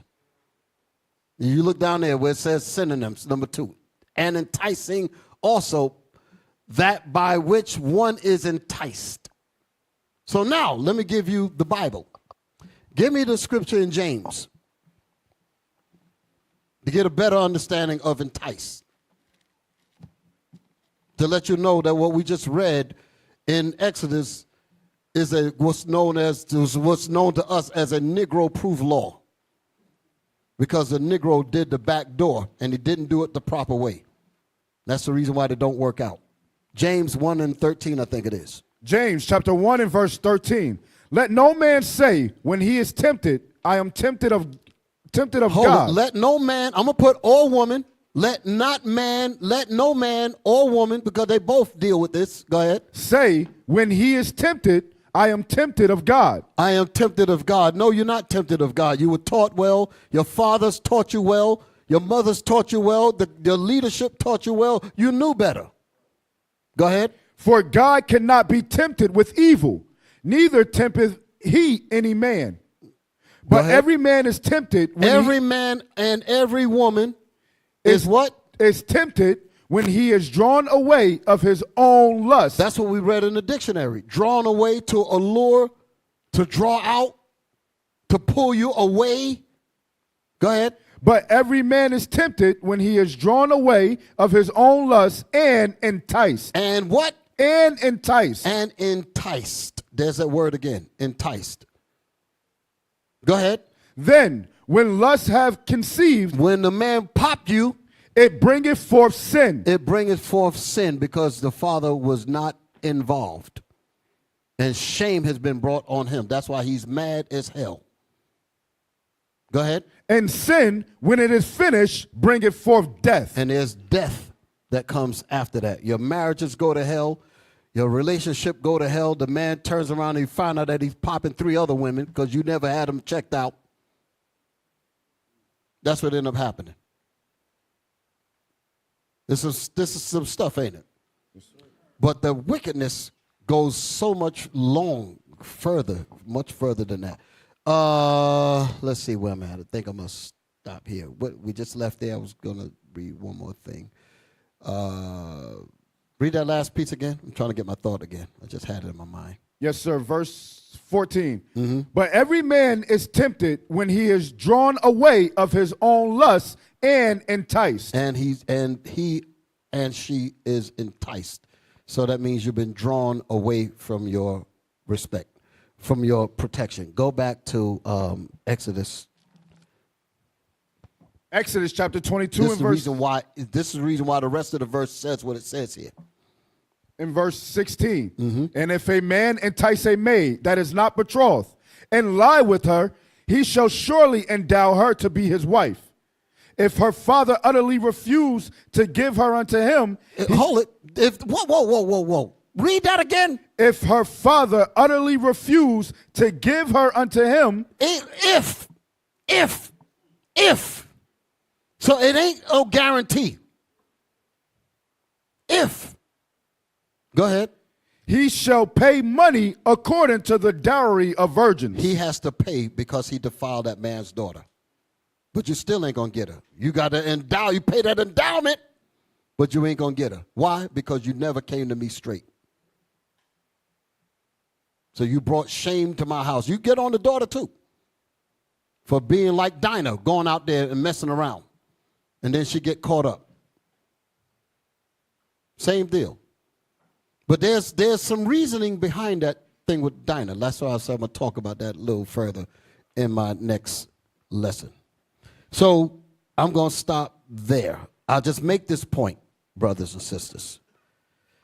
I just wanted to stress the point that whenever the fathers are not involved, when the fathers are not included, like I was bringing out the curse of the absence of fathers. When the fathers are not there, all of this wickedness has the opportunity to flourish. Give me the scripture where it says, through the woman came the beginning of sin. That's what this was going into when I said about full of wickedness. When she's out of order, this is what this is talking about. Where's it at? Just find it. I'm going to read. That's going to be my last scripture. I hope that now somebody would say, well, he didn't really leave on a good note. It's a good note when it comes to information. Sirach chapter 25 and verse 24. Of the woman came the beginning. Of the what? Of the woman came the beginning of sin. What is this talking about? What is that verse talking about? I mean, historically. It's talking about Eve, right? What was it, huh? Right, it was talking about idolatry, but yes, but who was it talking about? Who was this person that it was speaking about? It was, right. You said it right the first time. Say it again. Adam, Eve and Eve. Adam. It was the situation with Adam and Eve, right? Yes. Eve. Read it again. Of the woman came the beginning of sin. Why? What is the problem there? It said, of the woman became the beginning of sin. What was it that Adam allowed? I shouldn't say it that way. She allowed, well, he allowed. I don't want to use the word because the scriptures say that Adam wasn't deceived, but it was Eve that was into transgression. Into transgression. Right. Well, she entertained another source. Was she supposed to? Right. She's outside of Adam. Exactly. She went out. She did just like Dinah, went outside of her protection. That's my point. So when she did that, Satan enticed her, and it brought hell on everything. That's what this is talking about. We foolishly prostitute our daughters to do the same damn thing and wonder why the whole damn planet is in trouble. Read that verse. Of the woman came the beginning of sin, and through her we all died. So when the woman is out of order, that's what it's talking about. When the out of order woman, it said, what did it say? Of the out of order woman, that's what I want to say. Of the out of order woman that would not obey her husband, that didn't want to listen to her father, that did not want to listen to her leaders. When she's out of order, it brings on everything you can imagine. Came the beginning of sin. Read it. Of the woman came the beginning of sin. Listen. And through her we all died. Through her, because of her disobedience, we are all dead men. We will all be dead men because the wickedness of a woman can't be compared to nothing. The scriptures tell you that. When she's out of order, ain't nothing going to work properly. That's the exact reason why our enemy says she is our most prized possession. I mean, what did he say? Valuable resource. She's good for economics and all of that. They said, if we get her on our side, we can rest with comfort. Our enemies knew this. Willie Lynch, he said that. He says she's the good tool for good, sound economics. Because if we can control her, she can keep her man in line with her coochie. She can keep everything under wraps. And she'll stand guard for us while we sleep in comfort. That's how they talk. That's part of the wickedness. So I'm going to stop there. Y'all all right? Yes, sir. Any questions? Any questions? Any questions? Sisters, y'all can speak. Any questions? Bishop, I got a video to go exactly what you just said, if I could. We'll close it out with that. Yes, sir. I was trying to find the one that some brother sent me with some young girl with some red on. I couldn't even find it. Somebody sent it to me and I can't even find it. You got it? Play Okay. that one. This is an example of, that's it right there. Right. This is the example of Okay. prostituting a daughter. This is a perfect way to end this. Look at this right here. This right here is an example of us coming to full retard wickedness. And I got another one after this. Okay, I'm gonna let y'all ride. I'm gonna let y'all ride it. Hit me.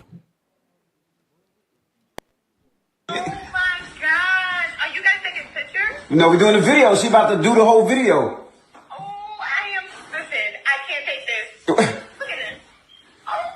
Shall I proceed? So he's showing this.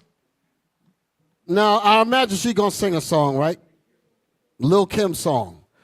Here's the question that I want to ask. I ain't want to play no more of this. Y'all see the rest of this at home. I know y'all want to see it, don't you? No, it's madness, bitch. It's madness? Yeah. But here's the point. When a daughter is out of order like that and she's promulgated on the screens, what's happening to your little babies? What's happening to your little daughters? What's happening to your sons that's looking at this? They all want to emulate this here. And that is jail time, drugs, murder, shoot them up, you name it, all that's going down because they want to get with that. Mimicking, right. All right, what you got for me, Cap? You got something up here? Yes, sir. Hit me. Give me some volume so we can hear from the beginning. The reason why I need to submit to my husband's leadership is because the enemy is going to come after me due to my emotions. Because a more emotional being is more easy to manipulate. So just remember, every time you say, I don't need a man, in a passive-aggressive tone, that's exactly what the enemy wants. Not only does he want a division between man and woman, where we see each other as enemies, but he also wants you to be alone like Eve was in the garden, because he can easily manipulate you. The way he's manipulating you is by getting you to create this perception that you don't need a man, but you should open your legs to one. And every time you do that, you put yourself at risk for your child to grow up in a fatherless home. And statistics already give us a plethora of reasons why we need the fathers in the home. And lastly, I think that when you have the mindset of I don't need a man, you're also essentially shutting your ears off to ever listening to one. Ever getting insight or perspective or wisdom from a God-fearing man. And Lord knows that the enemy fears you following a God-fearing man and being under his headship and his leadership. I remember That's a bomb right there. Yeah, that's heavy. That's a bomb right there. That's a bomb right there. You know, when I was thinking about, in closing, I was thinking about, like I was saying, this song that Beyonce put out, right? The car that I drive, I got it and all that. What's the other, all the single ladies? What's some records? To the left and all that. And the car that I drive, I bought it. The house that I bought it. I don't need you. I depend on me. Listen to this here. Independent Let me show you. Let me show y'all something. How we go to sleep. Y'all ready? Just give me 1 second. I'm about to hit you. When she's saying that I don't need this and to the left, the independence that when she says the car that I drive, I bought it. Is that true? No. What man is in her mind? The white man. The independence, I'm the independent woman. All of their liberation, all of their freedom, all of their strength, and all that stuff that they talk about that they don't need you, Esau guarantees that for them. They will not be able to say that if Esau is not saying, you go ahead and tell them, because I'll make sure that your bank account is good. I'll make sure that your cars is this way. Your houses is this. She's dependent. All women have to depend on a man. The point is they're not depending on you. And that's the reason why a lot of brothers is bugged out. So on the reverse side of that, some men coming here for revenge. And you simple women that ain't paying attention, you're going to get caught up into that thing. I understand how the brothers feel. Let us fix the brothers before you open your legs up to them. That's real talk. No, and don't give them your ear, because if you give them your ear, you're going to give them your underwear later. Let me say that again. Like we say, huh? If I get her ear, I get her underwear. Huh? That's how it goes. If I get her to even look my way, I know I got her. I know I got her. Hey, give me that one clip. One clip. There was a movie. One clip. One clip. Yeah, play this one. I like this one. Give me this one and the next one. The last one I ain't going to show. I'm going to end it with this here. Play this one. Let me show you. Got to show this here. Come on, hit it. Watch this here. Pick up lines that work on women. Hey, Lisa.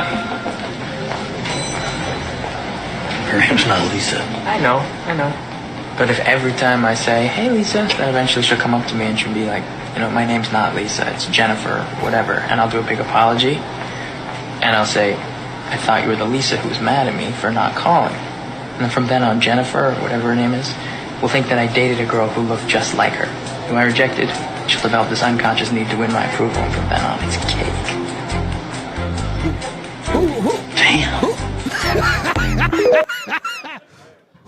Who figured that one out? Huh? Call her by her another name. That ain't my name. If she comes over to even correct you, you got her. Hey, Lisa. My name ain't no Lisa. Let me go over there and straighten him out. Well, that's what I wanted you to do. Boom. Got her. Allured her. Bam. Huh? Give me the right, this one right here. Now, let me tell you about this one.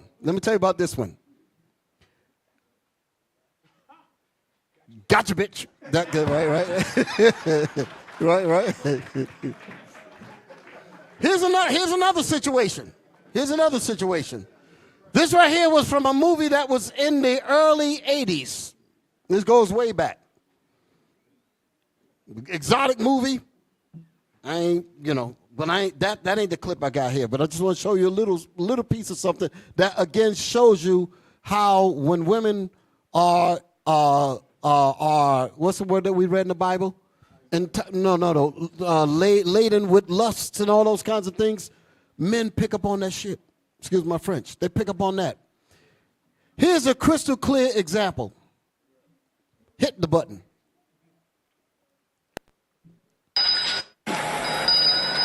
Now I'm gonna set it up. Stop. These two women, they work together. They're in the store and they're buying some Cornish hens or something, right? And then you're gonna have a man that's gonna come in and he's gonna try to kick the ballistics, kick the words to her, but he ain't they type at all. So they're gonna ready to diss the complete hell out of him. There's no mystique there. There's no attraction there. There's no lust filled there. Hit the button. Watch this. Imagine getting one of those caught in your throat. Can you imagine the songs I sang? Oh, such a romantic. Can I help you, ladies? Half a dozen of those little birds, please. Lady, you clean your house. What are you going to do with them? What do you think we're going to do with them? Eat them. No, we plan to give them a proper burial. That's very funny. Seriously. Stop. What just happened? She dissed the hell out of him. They dissed her. He like, listen, get the hell your corny ass, get away from me. Such a boom. Now, watch this. Raise them as pets and then fly them from the rooftops. Would you grab them? Yes, ma'am. Yes, ma'am. Wrap them up. Stop. He didn't say a word. He just popped his lip. He did something like that. Very subtle, nothing. Hit the button. Okay, thank you. Let's see, what else? Oh, fortune cookies, about 8, no, 12. I'll just wrap them with the rest of the stuff.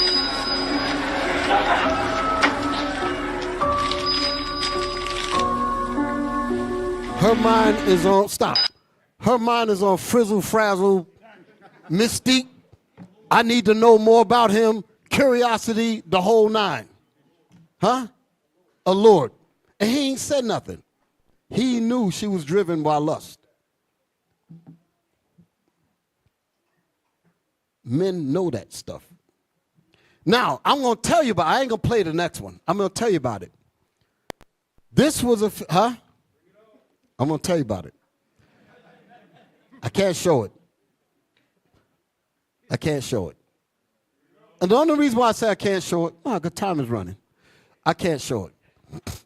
This was a movie called, there was a scene. Well, the movie that we just watched was called 9.5 Weeks. The clip from that. Very erotic movie. I do not advise any children and all that because it's got all them sex scenes in there. I'm just letting you know right off the bat. But that clip is in there. Then not far from when that movie was made, this other movie was made called Eyes Wide Shut. Another weird-ass, filthy bodies and stuff all over the place.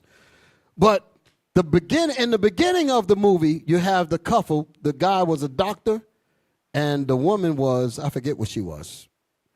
And it starred Nicole Kidman and Tom Cruise, right. He was a psychiatrist or something. And they were in the bedroom, and they was getting high, so to speak. And she told him, she said she wanted to remind him of an episode, because they were talking about crazy stuff, whatever. I can't remember the full day. But she said, do you remember the time that we was at some restaurant? And we was at this Cape Coast, whatever this place was, and there was this naval officer that was over at a table talking with two other men, businesslike. And so she's over there with her husband. She's saying, you don't remember that? And he said, no, I don't remember that at all. And then she goes to tell him about how she felt about that thing. And listen to, I wish I could play it. I wish I could play it. But she's got hardly no clothes on, so that's why I don't want to show it. But she's in her bedroom. There ain't no titties and all that showing, but it's skimpy enough. I don't want to do that. But she said, she was telling him, she said that she said only thing that the guy at the table did was just glanced at her. And she said she could hardly move. She's sitting with her husband now. He said all he did was glance. And she could hardly move. And she looked at her husband and she said, if he would have asked me to be with him for one night. I'm showing you how some of these women think. Wickedness now. The wickedness. If he would have asked me to be with him for one night, she was willing to give up everything. She said, give up you, give up the kids, give it all up for one time to be with this dude. The mystique. You understand? That adventure stuff. You dig it? We almost got caught type of stuff. All that filthy talk, that's what they be talking about on their phones, talking that craziness. And these sisters be listening to, some of them, they be listening to that thing, getting all enticed by that mess. That's how some of these women end up on no fellowship. That's how they end up there. Because guys are talking to them just like that. And they just imagining all types of stuff. You have situations where a woman is enticed so badly, she literally threw her whole life away for a man that she couldn't even have because he was married. But can you imagine the filthy talk that was going on to get her to that point? And I know she was involved in it because, again, it goes back to what the scriptures say, laden with lust. So he saw that. He picked it up. This woman got a whole spirit on her. So I can say these things to her, and I can allure her with this. It's some heavy stuff. And wickedness to the utmost. So I'll leave it there. Like I said, I don't have a good note to end on, at least not that. I just hope that y'all got something out of what I brought out tonight. And I'll leave it there. So all praise to the Most High.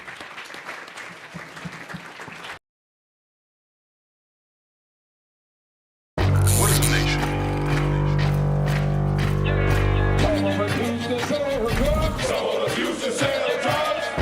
Nation is men leading by example.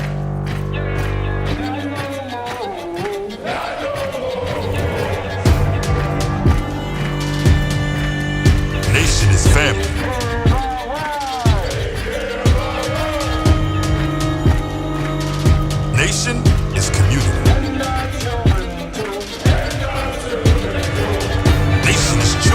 role models.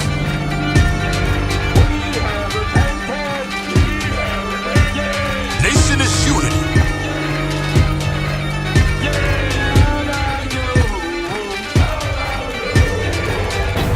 Nation is you.